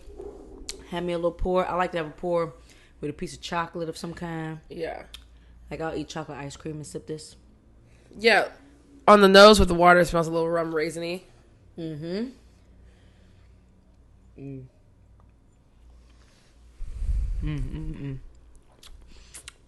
The water brings out so much chocolate. I'm gonna do a couple more drops. Look at me. A lot of chocolate. A lot of smoke. Chocolate, smoke, fruit. Raisin. Period. 100%. A bunch of wrinkly ass fruit. A lot of wrinkle fruit. Okay, y'all.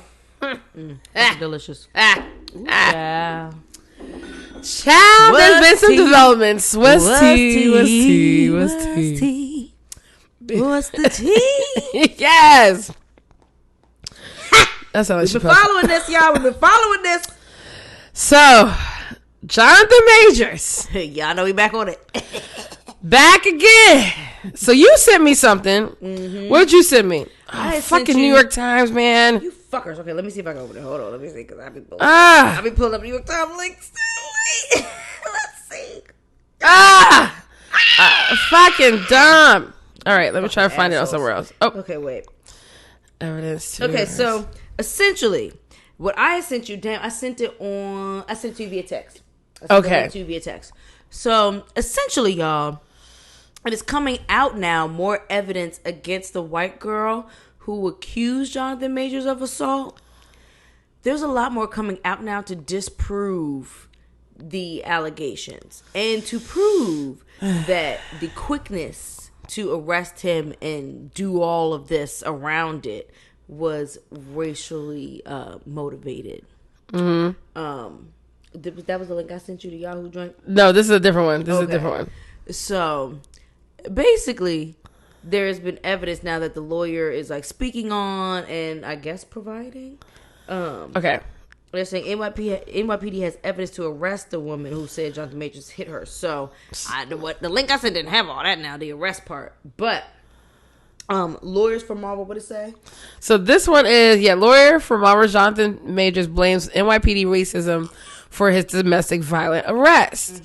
Mm-hmm. I don't know 19 times when asked by arriving medics and cops how she injured herself. Yes, the girl, her answer when she was asked multiple times how she was injured, gotcha. Her answer repeatedly was, I don't know. I don't know. Citing police. And she was like under the influence, right? Yeah, so citing police body-worn camera footage taken at the penthouse and turned over to the defense prosecutors, shows that the lead officer coaching Miss Jabari, her name is, I guess, now out, accused Mr. Majors of assault. Even though Miss Jabari admitted to drinking to the point of throwing up, taking sleeping pills, and having no idea how she woke up in a closet with a cut on her head and injured finger, the police jumped to the conclusion that Mr. Majors, the young, tall, strong, rich black man, is he tall? Must have done this to Miss Jabari. Must have. And then, a few days ago, guys, so we have here, Jonathan Majors' ex-girlfriend, may face arrest as domestic violence case takes a new turn. So we know that he was, arrested in March on assault and harassment charges. He filed a cross complaint accusing Jabari of slapping and scratching him. And if she was drunk and hysterical on pills, then I could definitely see that happening. Oh my gosh. The New York Times cited 3 sources who said the NYPD believes there is enough evidence to support Jabari's arrest. Oh, the same NYPD that saw that there was enough to justify his arrest? There are no arrests at the time, though. Oh my God. Of course, they're going to stall that. They're going to try to find anything they can to not arrest this pale woman. Girl, with a name like Jabari, I don't know. Bitch, last week, Majors appeared in court with girlfriend actress Megan Good by his side. Oh, it's girlfriend now? Period. And I love it. I think it's real cute. Trial date is set for this going to trial. Chocolate for me. It's a chocolate on this chocolate. Is going to trial. This is too much, y'all. Are you surprised? He going to defend that shit? No, oh my should. God, he should. And she better have to pay your motherfucking lawyer fees. Cause what? Assault charges. The same. Right after he got arrested, she out at a bar with her friends using his credit card.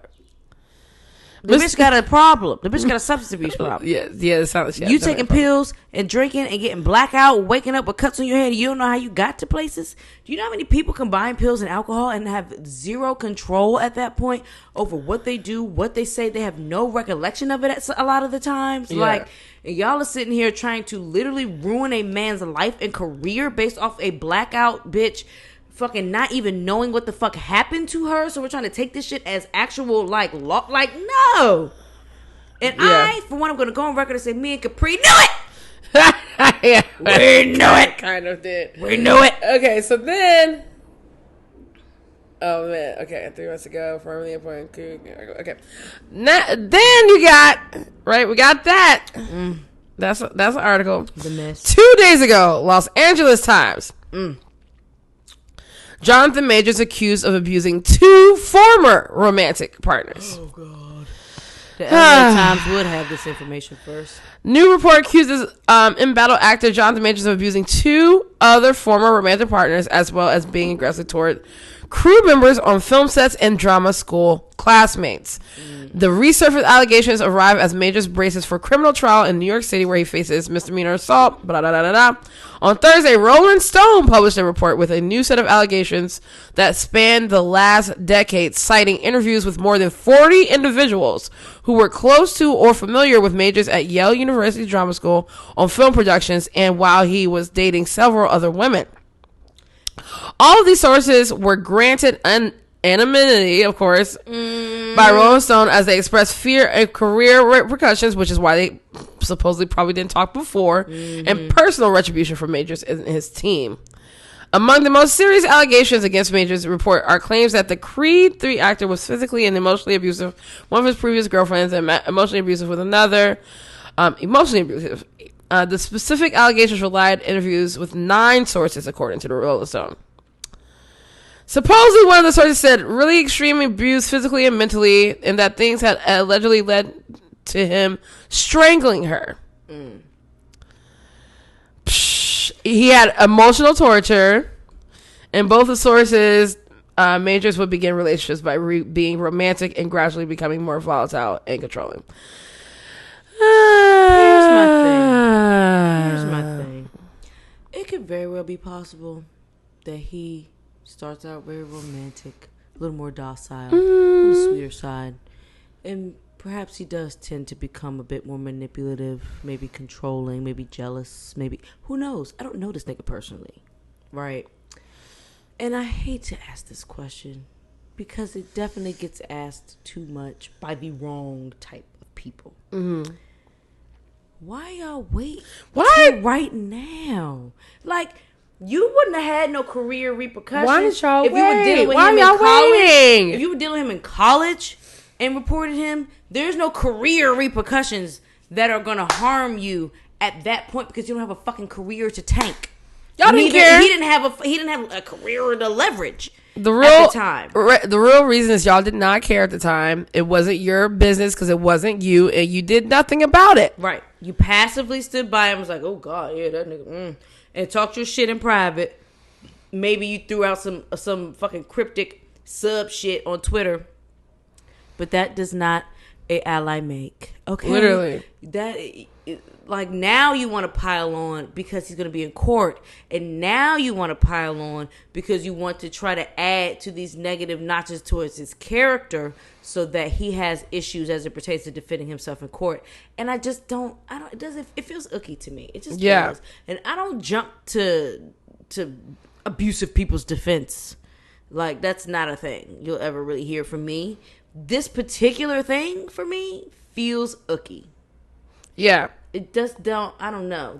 Something in the milk ain't clean with that. So here we get into why people on sets and stuff have said this, right? They go, Majors used a method acting approach. That's what I was going to ask. Is he a method actor? Because if you keep putting this nigga in billing roles, he's a method actor. He's going to be an asshole. That motherfucker's going to be fucked up in life. In life, everyone who has worked with Mr. Majors knows that he employs an immersive method acting style. While that can be misconstrued as rudeness at times, those who know Mr. Majors and work in the industry have attested to his dedication to his craft as well as his kindness. Now, if you really like see people, let's say motherfucker that played the Joker that passed away. Bitch, you read my mind. No, I was going to say, did y'all say the same thing on set about Heath Ledger? Because Heath Ledger Joker was a horrific character. Jim Carrey. Jim Carrey gets into his fucking, really into his characters. Actors. So many people. You really just got to be like, and that's probably why I personally wouldn't date him. Was Denzel Washington on set acting like an asshole during training day? Maybe. Like, you gotta be this person so it can come off. You gotta get the job done. Yes. This is how you bitches get paid. Period. So don't take that shit personal. The fuck are we talking about? On set? He's a method actor. That man is... He's in the role. Yeah. And y'all keep putting him in villain roles. That nigga's gonna be a villain. Meant to be a fucking sweetheart to you on set when he's about to go curse a bitch out or steal some petroleum or something in the quantum realm. Right. Like, my nigga, if he about to go square up with my fucking Michael B. Jordan in the ring, like, nigga, what? What are we talking about? Literally. So you said, motherfuckers, I don't want to hear a thing y'all got to say because y'all aren't really speaking to his character. You're speaking to his work ethic, and then you're speaking to the characters that he's casted as. And you cannot put him on trial for that. Mm-hmm. Now, these people who he's been in romantic relationships with, that's a different thing, different context. Crazy. All I got to say to you, Yale bitches, why didn't y'all speak to y'all fucking provost or deans or whatever the fuck it's called in Yale? Honey. Why didn't y'all speak to y'all fucking acting coaches and y'all fucking the leaders and fucking people within a space of power at the time? Because you had no career to ruin and he had no career to leverage. Period. If you were worried about the patriarchy of it all, that speaks to the institution. Period. That you were attending. Period. That perpetuated the ability for somebody to mentally and emotionally abuse you and for you to feel silenced because you didn't think you had anyone you could turn to in that space. Don't turn around to Twitter and to all these other fucking platforms to then try to ruin him on the back end decades later. That's the only part that bothers my spirit. Yeah. If you was going to take that L, you take that L for the rest of your life. For the rest that's my opinion. Yeah, that's now, right. If he doesn't... Now, don't get me wrong. We talking physical assault. We talking sexual assault. We talking some stuff that really traumatized and fucked you up for the rest of your life. Some shit that you can't quite just flesh out in therapy. That's different. Yes. That is very different. I'm with you on that. Still think you should have said something a little sooner, but everyone's journey is different than that, and I'm not one to judge when somebody chooses to come out. It's just the timing of it all and the bandwagoning of it all is the part that just gives me a lot of pause. It gives me so much pause. And I don't typically have pause. It's hard to keep someone accountable when they are allowed to do what they do for a extended period of time at that. Like, this is over 10 years. We're talking a very long time, y'all.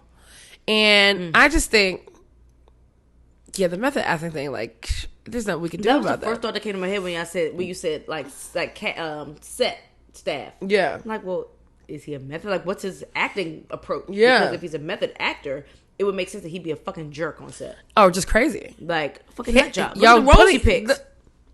The roles that pick him. Like, look at the... Bitch, you said it. Look at the roles that pick him. He does it very well. And then if he does these types of roles multiple times, it might just bleed into his person. Acting is a very thin line of... between yourself and your character. Yes. 1,000%. Your reality comes most characters most actors who are worth their salt find themselves in these characters some type of way. Mm-hmm. Because how else do they emote what they need to emote and you actually believe them? They have to believe themselves. They have to believe themselves. So they have to see themselves. Or they have to see somebody that they know very well, which can be just as close. Yeah. So for me... like I said before, I pray that Megan Good has some insight that we don't. Because you went from the Reverend to Jonathan Majors, which means you have some insight that we as the public do not. Jonathan Majors went from this white bitch to Megan Good. So I'm hoping that you two chocolate folks have some insight that we don't, and that it all just has to play out in the public for us to finally see what y'all see. Because I would like to think that I could trust Megan Good's discernment. I would like to think so. I don't know. I think she's crazy too. But she's absolutely a fucking nut job. She's been in this industry for too long not to be. I think she's crazy. She's another child actor. Yeah, that too. She dealt with 50 Cent for God's sake. But did she deal with 50 Cent? I don't know, but that's weird as fuck. Wait, I'm throwing out shit that I'm thinking. I don't know for sure. Y'all fact check me. Let me see. I definitely thought she dated him. I might be wrong. I might just have that nostalgia 21 Questions video in my head and might be like, damn, they must be together. Now, so if I'm wrong, I take that. Because I'm not saying it to be fact. I could have sworn, though. But anybody who know Fifth ass is nuts. Some people don't even Fox ain't got all her marbles. Megan Good admits that 50 Cent piped her down. See? Okay, so I wasn't all the way off. Y'all. Okay. What kind of shit I don't is that? just throw random shit out there willy-nilly then. Holy. They dated roughly a year in 2002. Okay. I'm not tripping. I was way too young to have known that in 2002. But apparently I knew. 50 Cent had to be the worst person to date. He's got it. He had to be the worst person to fucking date, bro. Horrific to date. First of all, he's just forever a victims like Scorpios in the worst way. They hold grudges like a motherfucker. They will never, ever let you forget any inkling of even fracturing their heart. They won't let you forget At it. all whatsoever. They won't let you forget it. You be At all all types whatsoever. of bitches, hoes, sluts. Bitch. You could have hurt their feelings with some verbal shit. You still a bitch, a hoe, a slut. You ruined my life. You this, that, and the third. They will fucking downward spiral in their life and blame you for real, it though. every step of the way because you broke their heart back in 1997. Never let you forget it. I've seen it firsthand. I couldn't even think about fucking dating 50 Cent. That sounds There's no way in hell. horrid. Vivica A. Fox is willing to spin the block, though. I found that to be interesting. Who? Vivica A. Fox. Oh, Lord. I forgot. She's willing to spin the block. She said it publicly. Oh, shit. So I was like, damn, she must see an evolved Phil. I don't What's know. her name? Cuban Link or something? Cuban Chain? Cuban something Cuban? I don't pay attention to 50 He Cent. was somebody Cuban. Or with the name Cuban. Cuban Link. Cuban car, Cuban Link, Cuban. I don't know. I don't know. That is hilarious. But he was somebody Child. half his age, child. Okay, I guess so. The trial for Jonathan Majors will be August 5th or some shit like that. Yep. This is going to be messy, I think.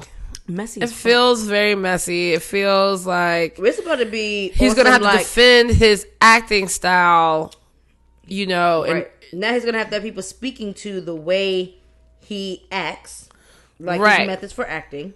They're going to have people who speak to who he is just as a person outside of his acting roles. But then it's like, are we speaking to a person who's in between gigs?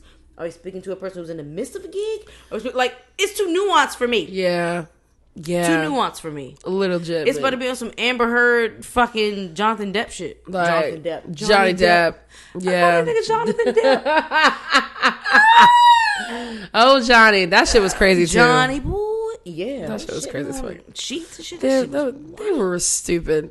That shit was what? That should have never, for the sake of This you shit- both, this should have never made its way to court. No. There's some shit just should not be public record. There's just no reason we should know all that. Jesus Christ. Like, this bitch tweaking out shitting on sheets. That's wild. Wild as fuck. Y'all are crazy. That was crazy that was some redneck ass fucking court shit, bro. They were some fucking. That was crazy as fuck. I can't That's believe just we. one of them things that further believe that affirm happened that in life. money does not take you out of trailer park. Honey. It don't. Money can't buy you class. I mean, just so many things constantly remind me that these motherfuckers are just humans. My friends.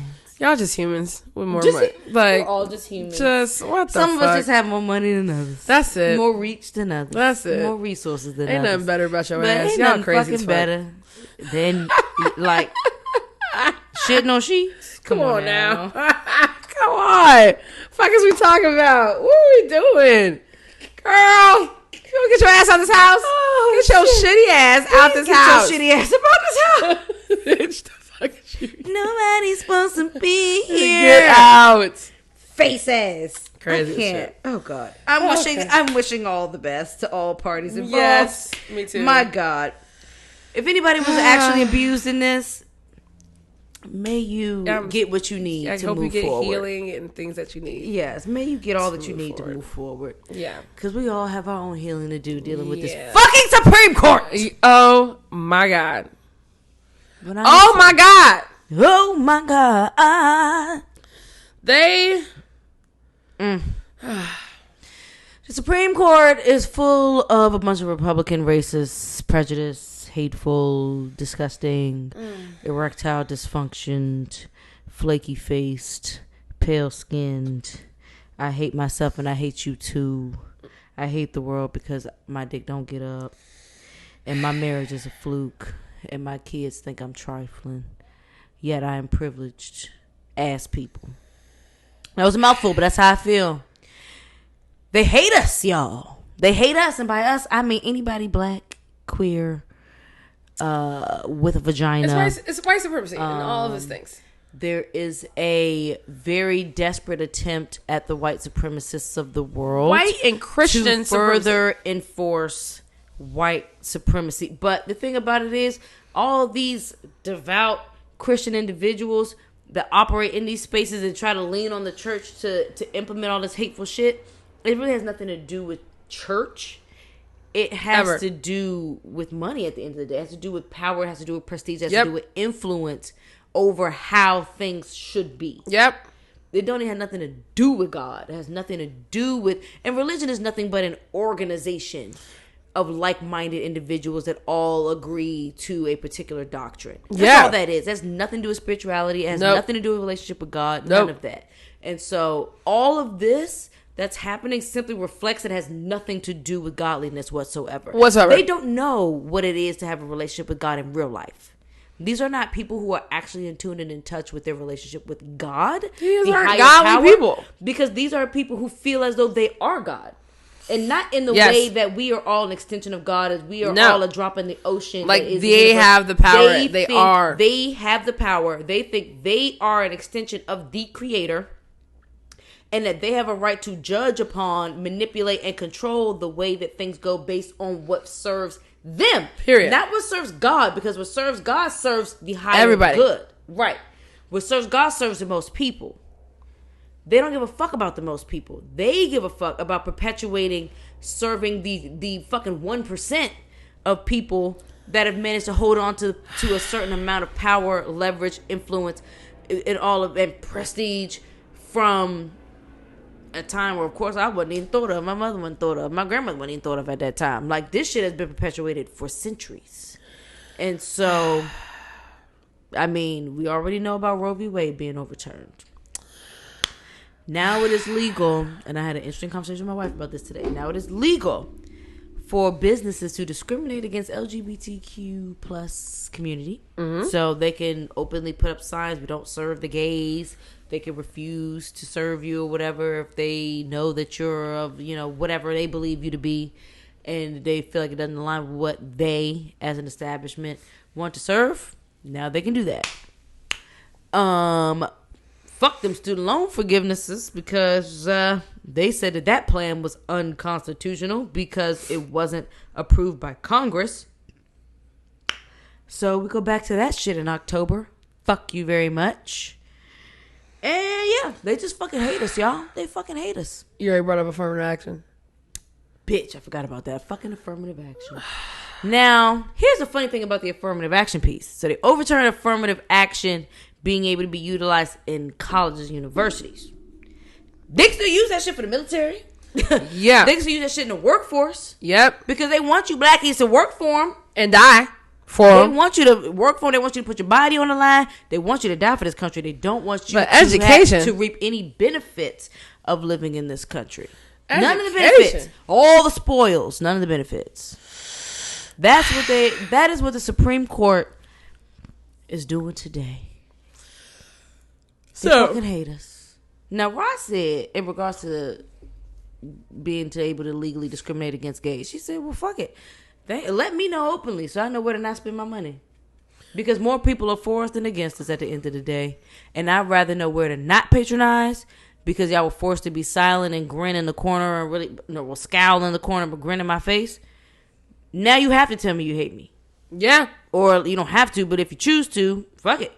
And she said, and she gave a good little example. I was like, okay, I can't argue with that. People still eat a Chick-fil-A. Honey, I sure do. I'm gay as shit. I still eat a Chick-fil-A. Still eat that Chick-fil-A.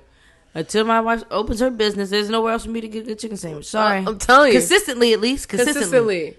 I really want them to have a buffalo chicken sandwich so bad. I love buffalo chicken sandwiches. I can go for a Nashville. I like their spicy chicken, but I want a buffalo chicken. But that's beyond the point. Neither here nor there, but yes. I think... Fine, sure, whatever. Discriminate, fine.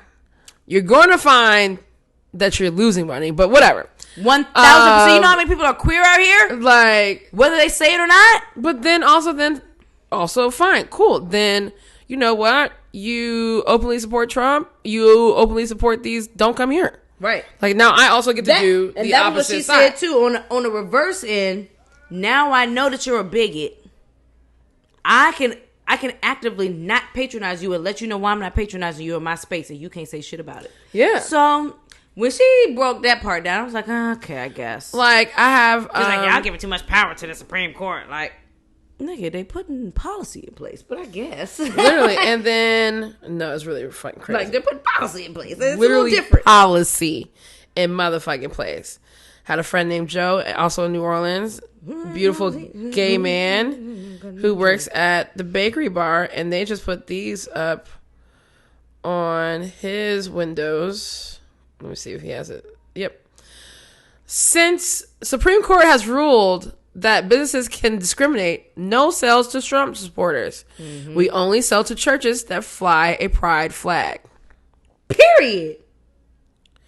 And that's just what it is. Oh, okay. I don't think he put that on his businesses, but some other business put that up. Yeah, he agrees with it at least. Yeah. I agree with that. So, I mean, I'm here for that.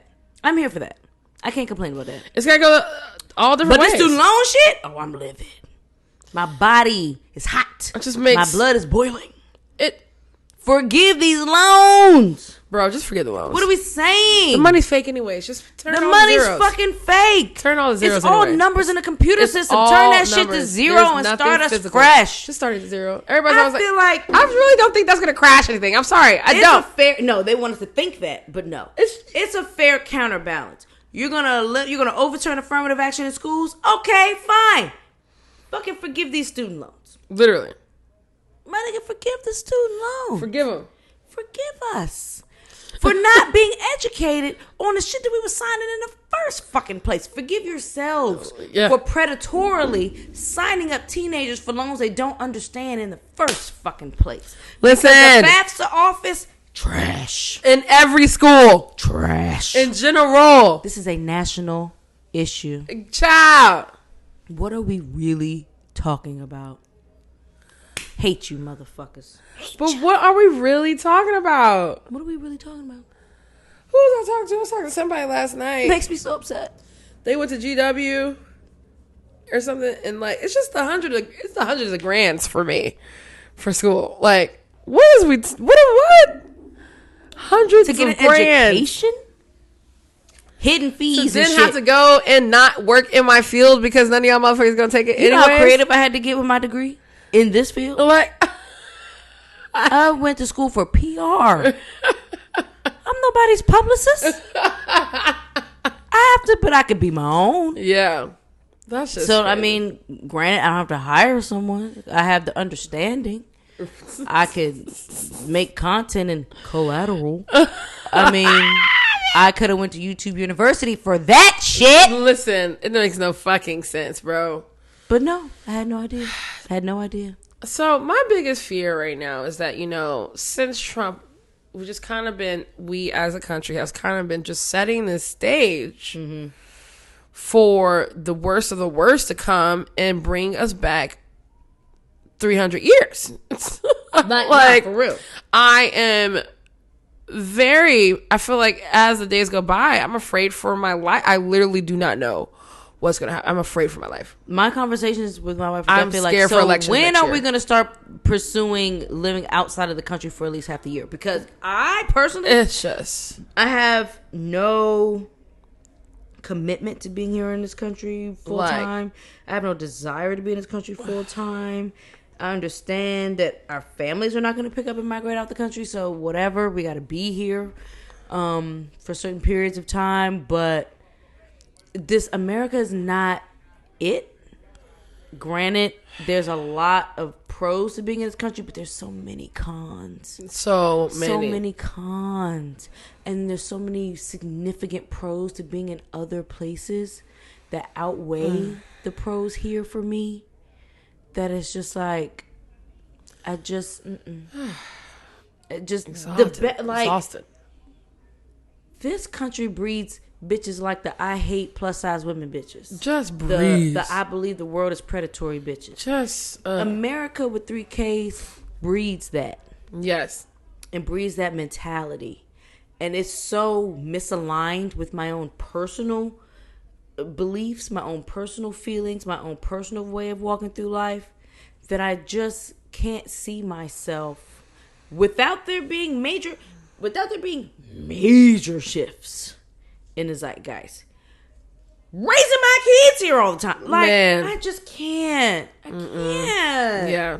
I can't. Not in good fucking conscience. I can't. At all, whatsoever. I can't. Y'all, the enemy is white supremacy. It makes me too sad. The enemy itself is the entire entity, the belief, the system that is white supremacy. That it's like it trickles down into everything. All these things. Every race, every fucking gender, every fucking everything. It affects everything that touches this soil. God damn it. It was built on horrific fucking means. Now, the land itself was built with all the best intentions because it was built by the native indigenous individuals that were here. So I don't mean the land. I mean this country that is entitled America with 3 Ks. Yes. Was built on nefarious, dark, demonic, entitled, fucking just inhumane. The foundation was built on such a fragile and fucking hole-filled foundation to begin with, that everything that's on it now is just so shaky. Everything shifts. Every fucking day it shifts. Something shifts. And that's also part of what keeps me hopeful that, like, yes, there are more of us as a people than there is a Supreme Court, right? But y'all let these motherfuckers hold a job till they basically die. Like, there's not enough regulation around how long they get to hold that Electoral College, gotta go. Supreme Court, I'm tired of. I'm sorry, needs to go. The system of the Supreme Court and how they're voted for needs and to go. how long they're able to hold that job has to go. Y'all got old ass motherfuckers who they fucking pappy had slaves. And they go, oh yeah, my pappy was a good man. He was good to his slaves. What position has life terms outside of kings and queens? They it's essentially another way to emulate the monarchy. Which don't work. Nerves. That shit gets on my mother. It don't fucking work. Nerves, honey. I hate that It don't shit. fucking work. You're trying to fuse a democracy and a monarchy and a fucking dictatorship all in one, and it don't work like that. It don't work. So, my hopes that the majority, in terms of the actual zeitgeist, is not what's reflected in how policy is being created, because policy is being created by a small amount of people with a very limited perspective and point of view, and with very entitled and very self-aggrandizing and very self-serving intentions. And at some point, I don't know what that shift looks like. I don't know what it looks like, but it's inevitable, because there's just no way. Not me and my kids. No. Absolutely not. I'm already not putting my kids in fucking schools up to a certain point. Like, I'm like, for the sake of not making them socially awkward, I feel like, okay, at least up until maybe middle school, high school. I don't know. But like, I still just have so much fear around y'all letting these lanky, awkward fucking, I hate my house, and because I hate my home life, I also hate my school life. And because I hate my school life, I can't shoot up my parents. I'm going to go up and shoot up a school type motherfuckers. Because y'all let this shit happen so abashedly is the word, I think. Like, I don't want to send my kids in that shit. I don't want to send my kid. Like, there's so many other variables of life, the final destination of it all. Yes. That give me anxiety before I even fucking have a child. That thinking about sending them to school and they potentially don't make it back, adding that as the cherry on top of the shitty Sunday. Listen. For me, not worth it. Not worth it. Not worth it. You're not teaching them about finance. You're not teaching them how to balance a checkbook. Nobody writes checks anymore. You're not teaching them about crypto. You're not teaching them about checkings and savings and investing. What are we teaching? They're teaching lies, falsities, and the whitewashed version of how the history of this country has come to be, unless you're in AP classes where they actually teach you the full scope, but that's only if you're at the right school. Because at TC, they required us to read books that actually told the full story, which is how I learned that Columbus actually didn't discover a damn thing. Yeah. Was through being in AP American history classes. I just think. But like, most people hate school and therefore aren't going to get the grades to put them in an AP class where they teach that shit. Right. So they're going to continue to read these low vibrational textbooks with these low vibrational ass teachers who really don't care, because they're there to get a check, as low as it may be, which is why they don't care, because you're not paying the people who do care enough to actually accommodate the fact that they care. Because y'all abuse the teachers who are out there paying for their own fucking supplies, hoping to get reimbursed. But because they care about the kids and they have a sense of purpose, they're there. But that's so rare because they get so abused and not compensated that they've given up and moved on to other shit. Literally. Like, my nigga, America's... I'm going to reserve the word that I want to use because it's ghetto. I don't want to get flagged. That's for sure. America's ghetto. Definitely ghetto as fuck. America is the ghetto. And I mean, America invented the ghetto. America. She pretty much said everything out. I didn't need to say anything because it's mind-boggling. Yeah, it's so mind-boggling because it's so misaligned who are you making with how we us two are as a people. It's misaligned with so much of humanity. Yeah, I'm like, sure. what are we making the for? way who? that America is run is directly it's misaligned completely with humanity in and of itself. Whose people are you trying to govern this way? Who are you trying to give anything to? I'm confused. I mean, like, it has to be like there are groups at work that really low vibrational and dumb so bad. There are groups at work that are really afraid of the power being stripped from the white, straight, hetero man. Yep. Cis man. Cis, white, hetero motherfuckers are so afraid of being the minority Conservative that they are grasping at every last straw, and they are to maintain power, and they're organized, using money to do it, and they're organized, and it's easier for them to be organized because it's such a small group. It's such a small, protected group. And half of them, we don't even know their fucking names. They're doing a lot of work. They're doing a lot of work behind the scenes. Very scary. They're organizing quietly. And all I can hope is... And lobbying. They out here in D.C. somewhere. The counterforce to this is also organizing quietly. I hope so, child. Quietly enough to get shit done. I just need to... loudly enough so that we know they exist, so that they can be joined. Because soon there needs to be a massive... influx of people who are passionate and motivated and care about the state of the country. If you choose to stay in this motherfucker, choose to stay in it and be involved in how it turns out. What has Biden's administration done? Child. This last 4 years. Giving us a bunch of conversation around what has been done for the past 4 years, because I don't really know. I really don't. I could not tell you. I cannot tell you what has tangibly been done. A bunch of pausing student loans in the hopes of them being forgiven. A bunch of memes with him falling off of a bike or tripping over his own feet. Just falling. Or I mean, just a bunch of social media fodder. Kamala Harris just a bunch of questions. Circus. A bunch of Kamala Harris hosting events with black black media, but not really serving the black community. A bunch of smiling and laughing and talking about press curls and hot combs and shit that I can't relate to. I've been locked for a long time, so I don't want to hear about your press and curl. But a lot of talking to the black community, but not doing anything directly for the black community. Also, don't know how much leverage and power she has in that regard to make any tangible change. Or the president in general. Loud enough for me, so I don't know. What can the president do? Like, I constantly, I think every Presidents year. walk through a lot of red tape. They jumped through a lot of hoops and walked through a lot of red tape. We saw that with Obama. Like, we saw that. What is the point of being a president when everybody else has the power? I think everyone who aims to be president, one, is either just spent their entire life in politics and that's just the goal, because you spent your entire life in politics, and what do you have to show for it if not becoming the ultimate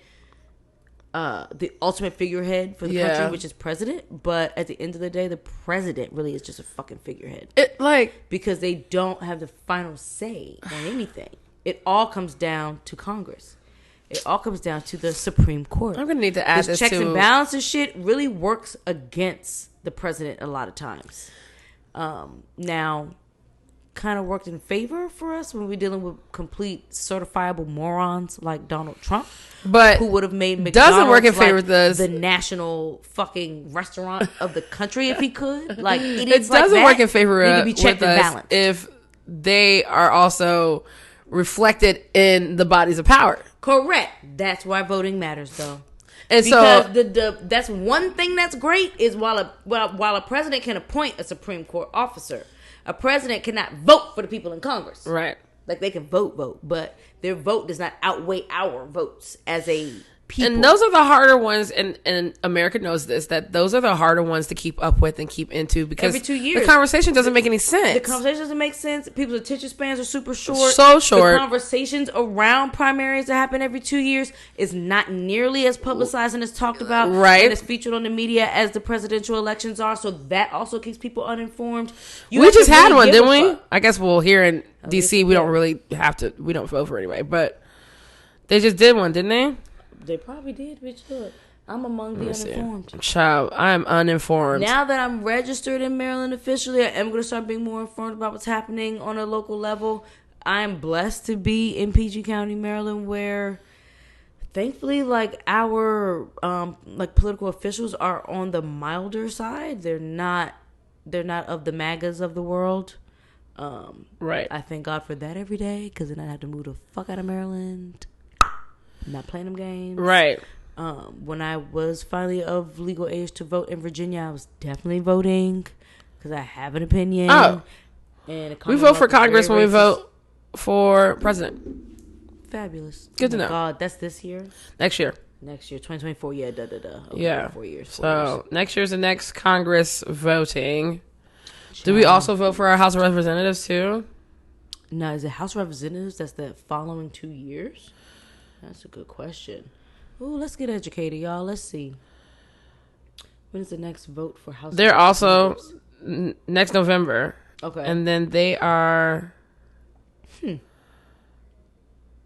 every 2 years also. Okay. So House of Representatives and our Congress are every 2 years. While president's every 4 years, so Congress is in alignment with those 4 years, but they're every 2 years. Yeah. So 2 years after that presidential election, you still have to remain just as informed throughout that time, because 2 years from then, you're going to be voting on Congress people. So I'm just going to add this to the list of things. We got to stay on top of it. Pieces of whoever my next partner may be. I want them to be informed so they can just break shit down to me, because I don't like reading these. I was trying to read something about the Supreme Court today. That's why some people don't vote in it. And it was so hard. I was like, what is this talk? This is just rambling. What does this sentence mean?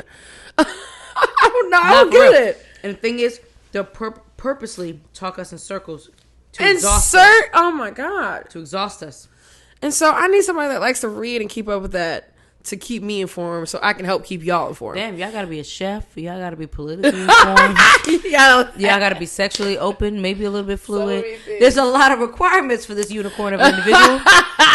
But that's why she's going back to... That's why she's open and is okay with having more than one of you motherfuckers. But also going back to a bitch is thick and don't have low and not settling for you low rent, low vibrational, uninformed, no reading ass, no staying in touch ass, can't cook ass niggas. Period. Like, no. The fuck? Fucks we talk about. I like that we both paused. Because it's that deep to answer your question. What we talking about? It's that motherfucking deep because... But yes. People losing their minds. They're losing their mind. The country's lost its mind. Country has lost its fucking mind. I mean, it's always kind of been lost, but correct. Jesus. I'm just over it. I'm over it. Well, child, I guess we can also on that note, we might as well have our final sip. Get this sip done now. Yeah. Had a long one for y'all today. Lord, our fifth sip, another Freudian slip. Our 55th sip. Right. Is another local pull from Baltimore, Maryland, Old Line Distillery. And this is Old Line American Single Malt Double Oak Series, and this is their sherry cask from the Double Oak Series. Okay. This was aged for a total of 6 years. 5 years of that 6 years was spent in white oak, no previous contents. For 5 years, like I said. Number 4 char level. So a little more time with that fire happening inside the oak. Entry proof on the first barrel was 120 proof. The exit proof, so once they actually pulled it out of that barrel, either toted it or put it straight in bottles, was 124 proof. The second barrel was the sherry cask, and that spent the whiskey that spent 5 years in that white oak spent another year in the sherry cask. Nice. Number 3 level char. Entry proof was at 124.8 and exit proof was 119.1. So that's very interesting to me. Yeah, very much so. It's cask strength. They didn't dilute this with water, But that lets me know that year that it spent in that sherry cask had to be a more humid time. Right. For Baltimore. Yep. Or, because they age in Baltimore. Yep. It had to be a more humid time. And so, for, again, those whiskey noobs, or just you're not quite as nerdy with it. Yes. When you're spending time, you as in whiskey, are spending time in a barrel. Now, that first barrel, because that entry proof came out higher, it came out 4 points higher. Went in at 120, came out at 124. That means that the water evaporated out of that barrel. And so when water is evaporating out of that barrel, alcohol is nothing but water and ethanol. So as the water evaporates, you have a higher concentration of ethanol, which means you're going to have a higher proof point. Right. Now went into that second barrel at the 124.8. So even higher than actually it came out as. So that means it spent time toting and evaporated more. So it went in at a little smidge higher, came out at 119. So it gained water in that process, which means it was aging during a very humid time. Water was staying, the alcohol was evaporating, not the alcohol. Alcohol was evaporating, and not because alcohol has a lower evaporation point than water. So it takes a lesser temperature for alcohol to evaporate over water. So in addition to the temperature being lower, there's also humidity there also, though. Right. So that accounts for the fact that there's a lot of water in the air. Right. And that's sealing in the water that existed in that barrel. Right. And so it's coming out with a lower amount of ethanol than it went in with. Right. Just to make that proof situation make sense for y'all.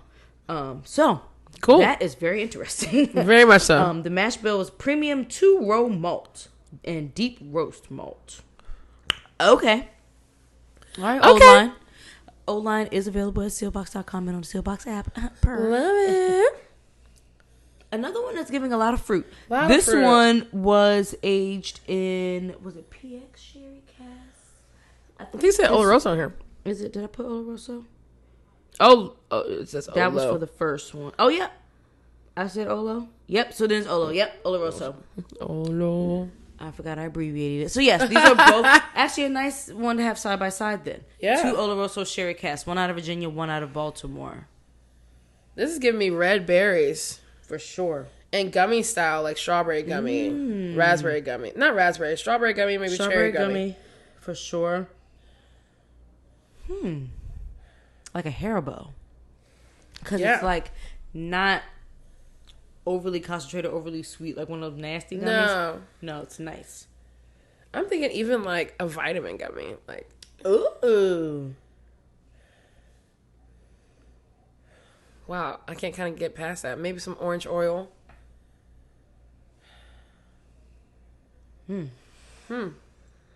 Something dry here. I'm trying to figure out what it is. Maybe it's the barley. I smell the barley. A little bit when I pull the cup down a little bit. Kind of at the top. Wow.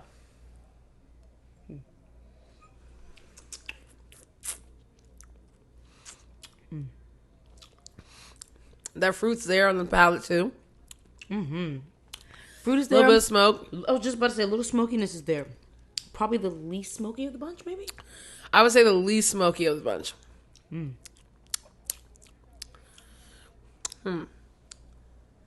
Cherry. Chocolate cherry almost. Chocolate cherry. Chocolate tart cherry.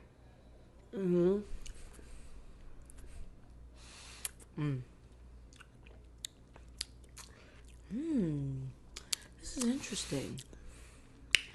Mouth drying on the very Black back pepper. of my palate. Yeah. Very, mouth watering on the very back of my palate. Mouth Yeah. drying on the front. Yep. Pepper for sure. That barrel char is definitely there. It's tasty. There's something about an ash, a dry smoke that speaks to the barrel char for me. It's delicious. The fruit and smoke and chocolate combination for me, as long as it's done well and balanced, I have no complaints. It's delicious. All of these are pretty good in their own way. Yeah, I agree. I've gone through and tasted as we've sat. The first one opens up way more fruit as it sits. Really? Wow. The second one from Boulder becomes way more syrupy. Oh, shit. Rich, The like first honey one. Oh my syrup, God. rich maple syrup. That first one definitely opened up. Holy shit. Boulder, smell that one. Sweet Ooh. as fuck. butterscotch, honey. Yeah, maple. and it definitely feel like more of the peat came out too. That too. It gives me like flan or creme brulee. 100%. Wow, definitely maple came through. Mm-hmm. Holy shit, I love single malts. Damn. Janelle, you ever sleeping on your single malts? Caught up in this damn bourbon rye thing. That is delicious. It's fucking great. Wow. Number 2 just spoke volumes for me. Ooh, Whoa. That peach ring came out on the nose of that First one. Bitch, now it's nothing but peach ring. Yeah, nothing. Like, holy shit. And the more it's sat, peach ring came into the palate. Oh shit, I didn't taste it. Taste that shit. Peach ring on the palate. Wow. Peach ring with the smoke, peach with the pepper. Down. Peach me down. Cause I'm on peach me down. Shout out to Boosie Hub, potentially going to prison. Good for you. That's where you belong. Sorry. Yo, what the fuck? Bitch. That went on a journey.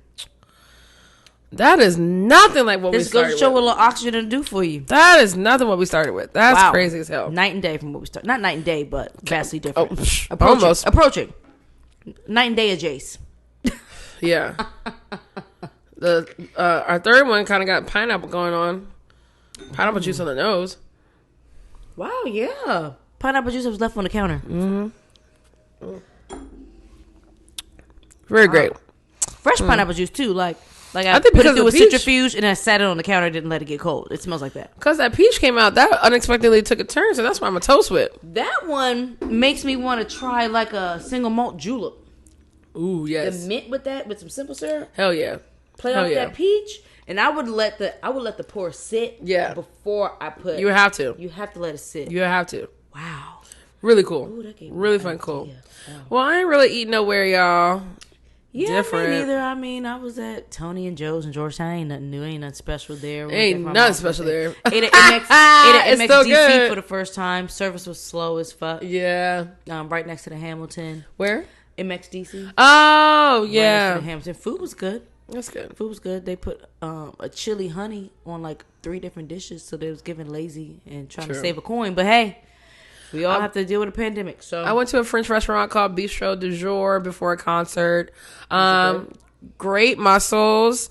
Everything else gave very French. It was very French, but like not seasoned enough. I was in St. Louis. yes, Duh. bitch, we didn't even talk about your travels. I waited. You know what's funny, y'all? I didn't ask her about none of her travels before we got on mic because I was gonna ask when we got on mic, but because there was so much other shit to catch up. There's on so much during other our catch-up. shit. Yeah, we already talked about it. But yeah, I went to St. Louis. I did I judged a cocktail competition. Really awesome. Yes. They were so creative. It was a lot of fun. It was a lot of rounds. It was a lot of cocktails to taste. But you know, the thing about St. Louis is their drinking is straight liquor. Like they're pouring you big ass tequila and sodas, big ass, shots, all this stuff. There are cocktails there. I did go to a really dope ass cocktail bar called Brennan's. It was really beautiful, really awesome. The aesthetically awesome, like great, like, and I loved all my cocktails. I forgot I got to do a fucking reel about St. Louis. I didn't even think about it. Food wise, I went to Meredith took me to a neighborhood bar called Frazzers. It was tasty. Their oysters were delicious. I actually went for a steak because I was craving red meat. I grilled a steak mean was steak yesterday. delicious. Just gotta say, I grilled a mean steak. Yeah, man, I'm I've been sick of time doing one. I'm having a burger today, but yeah, like. It was great. It was a great time. So yeah, Frazzers I ate at, and then I also ate at an Italian restaurant, which was good enough. It wasn't like my favorite Italian food, but it was really tasty. They did though have a delicious Bellini. Like, oh my god, I just kept down in that Bellini. See, a good Bellini is an art. Because so Man. many people get lazy and lean on like just throwing like flavored liqueurs in a Bellini. No. It won't lean on like fresh fruit. You gotta fresh juices. have the puree. You gotta have a good peach puree for a good Bellini. I should feel like I'm tasting like, for me, I like a good thick Bellini. I don't like more, I know, right? I don't like more I like sparkling wine. Fruit in there. Yeah, I like a good thick Give feeling. me nectar. Viscous. Give me peach nectar. nectar. Give me nectar, bitch. Nectar me. That shit was good as fuck. But man, I got so fucked up. We was just out drinking. How was hanging out with your dad while you were there? Did you get a chance Hanging to out with hang dad was great, yeah. Okay, my good. dad came and saw me at my competition, so he was like so proud and like, oh my God, this is what you do. I was gonna say, was he kind of like floored witnessing you in just a fraction of your career? I think Because so. That's only one micro piece to Yeah. what you really do in the space. Literally. Because it's not even your bread and butter. Right. Like that's just like a fun bonus, and you get flued out, and you get to do the fun thing. Right. So Also, was you, fun like, in bonus. awe a They little paid bit? me too. I didn't Yeah. know that they were going to pay me. Like I knew they was going to fly me out and all this other stuff, take me around the city. But then they also paid me for judging, and I was like, thank God, that's awesome. Right. As they should. But Period. he was very proud. He like is still sending me like the videos he took. He's like, I'm crying. I'm still crying now. Like it's so beautiful to see you do what you do. You know, like. I'm very, very big. If you don't know me, when it comes to like judging stuff, I'm very big on constructive criticism. Yeah. I'm very big on what it means to grow. Takeaway to do better in the next Yeah, one. and like people have even tagged me like taking the notes from Meredith Capri and Natasha, you know, changing up my cocktail. That I was like, it was really, really cool. Everyone was so eager. Supposedly Meredith said they were all like starstruck, and I was like, By you? yeah, and I was like, girl, they're with you all the time. But I guess I get it. Meredith's not a star. You are. Yeah, Meredith is a star in her city from being on the, you know what I'm saying? No shade to Meredith. I'm talking about personality wise. Oh, I love Just Meredith. in terms of like, okay, she's going to be a star in her city. Yeah. Because she's on a global platform. Yeah, Meredith. You were a star before Netflix, though. Shit. Yeah. Oh, thank you. I appreciate You that. were a star before Netflix. That's real. Netflix chose you because you were a built-in star. I appreciate that. People with star power was like, are what going they to draw talking in about? eyeballs. They're going to draw in We conversation. was getting drunk. We was getting So fucked that's up. a different thing. She's a more timid personality than you. From what I observed. I don't know her personally. I'm saying all this from what I observed on it. I actually think Observed she's on the not. show, Yeah. because editing can very much play up to a certain aspect of a person's personality and not portray them correctly. So I say that knowing that, like, with a grain of salt, I could just be getting a certain side of her from what I've Meredith on the show. Meredith was quite shy and quite nervous on the show. She gave shy. She gave anxious. But the so that's bitch what I is mean. a motherfucking boss, and I mean boss Love bitch. that. Like Not all we were bosses doing are the stars, show, but I love that. Yeah, but she was something was happening with the way that the competition was going down. And she was like, no, like, what are we doing? And, like, really laid the layout, land out, all this other stuff. Like, the bitch is a fucking, I love her. And let me not actually say that she's not a star, right? Yeah. Because it could also just be the appeal of, like, yes, you're in this city all the time. We know you're from here. You're less of the star in this context than the person who I think that's what it is. to be here. Right. So let me correct myself. Sorry, Meredith. I stand corrected by myself. You could very well be a star, Peach. I ain't met you in person. Because there were people that were like, I know coming up people to be her. excited when Capri come in the room. That's all I know. I'm right for my bit. People were coming up to her, like, asking for, like, autographs, stuff like that. So I was like, it was really good to see that happens to her like it does here. It happens for me too, you know. So Speaking of, did Suzu see that picture of us from Bar Convent? who? Suzu. Oh yes. Yeah. I thought you meant of us. I was like, why do we have a picture of us? Yes. I did get. Yeah, I got Suzu's picture. Hey, Suzu. It was hey Suzu, child. It was him and the other girl. I think it was Kate. Yeah. Yes. They were all there, but I know Meredith said she couldn't do BCB because of some personal family stuff. But yeah. It was great. I still had a great time. It was cool. I only went one day this year. I kept it very relaxed. Oh, you and didn't go very too? unobligated. No, I went Wednesday instead of Tuesday. Nice. It was a fucking $60 Uber ride, one way Girl. from Will's house. I should have told you how far his house Industry is. City, and I was like, he's not close. He's I not was like, close. yeah, I got one of these Ubers in me. I'm good. Right. I'm great. I don't have no obligations. I don't need to be here both days. Right. I had a great time on Wednesday. Yeah. It was fabulous. I saw the people I cared to see. Some other people I probably cared to see just didn't catch. Yeah. It's fine by me. Had a great time at Will's house for the week. Shout out to Will, Chef Will Coleman. Okay. Shout out to Marshawn, his beau. Yes. Shout out to Mr. Waffles. Okay. His cute, cuddly, soft, curly head self. He was the most accommodating. That's a busy bee, child. I was there during the week of him prepping for his Juneteenth Jubilee that Saturday. So he was in and out and about. But he made sure he cooked some shrimp scampi for me. Yes. I made some delicious whiskey cocktails. I made some sours the first night. Made some fucking espresso martinis with Maker's Mark 46. Right, it was delicious. Don't get me wrong. But bitch, I did that and then woke up at 6 a.m. to go to a spinning class with this motherfucker the next day. Upset with myself. I was in these Brooklyn streets throwing up. Oh no! I had to like pause in the middle of fucking cycling because it was not a beginner's class, and this was my first cycling class. Oh no! I was like, oh yeah, I do some cardio. I can probably jump in it. Bitch, it's a different level of work. Oh my gosh! I had to step outside, get some air real quick, come back in and power through. I took a sip of my green juice afterwards and oh no! Thought we said we're not getting drunk no more. I walked the bitch. The issue was I wasn't even drunk, at least I didn't know it. If I was drunk, it didn't hit me and digest till I was asleep. Because I didn't feel drunk when I went to sleep, and that's where the fucking your body will trick you. Yes, it's so true. Y'all, if you have more than 2 cocktails, like before you're going to sleep, don't go to sleep right away. Wait 2 hours, let it hit you first, so you can assess what to do with yourself. Because I did not properly assess what to do with myself. I went to bed because I was like, bitch, if you're going to get a 6 up, you're going to get up at 6, you need to get the fuck up. Yeah. You need to go to fuck to bed. No, I digested the alcohol in my sleep and felt it when I woke up. No matter how much water I drank, I threw it back up. Child. I was in a Whole Foods earning my life out. I kept it cute though because nobody knew. Yeah. And it was straight water, so it didn't smell like nothing. Hallelujah. And that is the point where I wrote off getting drunk. I was like, you know what? I could cap myself at 3 cocktails. Yeah. Have me a little smoke of my J and be in a great place. Yeah. And wake up and be fresh for Pilates. And that is what I did on my mother's birthday on Friday. Yeah. I drank straight tequila. I got my grandmother to take 3 tequila shots with me, child. Ah, your grandma back up here? She came for my mom's birthday. That's so awesome. she leaves tomorrow, but she came last week. We took 3 shots. So she wasn't home long. No, not at all. Like a week and some change. Yeah.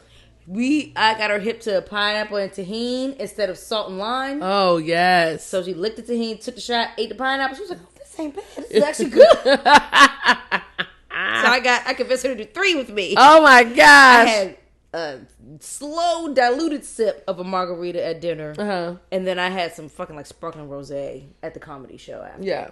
How was the show? It was so good. Yeah. Donnell Rawlins popped up as a surprise guest, which was fucking hilarious. Ignorant as fuck. Oh my god, it was ignorant as fuck, but it was great. D. Ray Davis was also ignorant as fuck and great. So this is my first time going to a D. Ray Davis show. I don't really do stand-up comedy shows like that. I really should do more because they were great. Where was it? This was at DC Improv. Okay, cool. Yeah. DC Awesome. Improv. It was a good time. It was in DuPont with that piss poor parking, but we found a good spot across from that speakeasy that was next to Shake Shack. Very random, irrelevant tidbit for you people not in DC, but felt relevant to me. If you're in DC and drive, you know what the fuck I mean.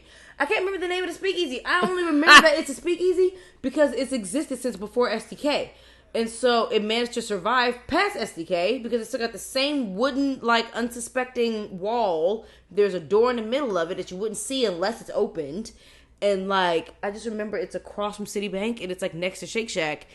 And it opens at a certain time, like, off the late night-ish because it's, like, after 9 p.m. or whatever that I went over there. It was finally open, but, like, we had a parking spot across from there in the Shake Shack. Walked our asses on over to DC Improv. It was a good time. Nice. Then motherfuckers try to require you to order 2 items minimum. Yeah, right. I had 1 sparkling rosé. You got me fucked up. Like, you're lucky I ordered that because I was actually already in a good place. Yeah. Like, but it was great. What did y'all do for dinner? We went to MXTC. Oh, that's where we were talking about. Yeah, Okay. MXTC. That was where we went right before. Okay. I had their their chili honey glazed half chicken something. They had a chili honey glazed salmon. Yeah. Then they had a chili honey glazed something else. So I was like, okay, right. Y'all clearly got a lot of chili and honey to go around. Got it. It's giving lazy, but whatever, as long as it tastes good. Well, the yellow rice was interesting. That's the show. It's getting kind of dark. I don't know if you guys know where to go. It looks like it's about to rain. Thunderstorm. The thunderstorm has been looming for days now. That's true. My plants are going to be so excited. Yes. And, yeah. Other than that, thank y'all. I'm ready to hit it, Jay. Yes. Kind of want a sour with all these combined. Oh, true. That could be interesting. You want to put all of them together? I'll put all of them together. Okay. And that's the sour. Sounds good to me. Right. Well, y'all, thank you for listening. Thank you for watching. We appreciate it. I know we rambled, but hey, that's what happens when you go a couple weeks without recording. That's so true. We hope that you cared to hear about all the shit that's been going on in our lives. Yes. And if you care to share what's going on in yours, Engage. That's what engagement is for. Please. Like, share, comment, subscribe, shop at Sealbox. So promo code SOUL. And we love y'all. Love you. Peace. Bye. Cheers. And that's a motherfucking cheers. Boop.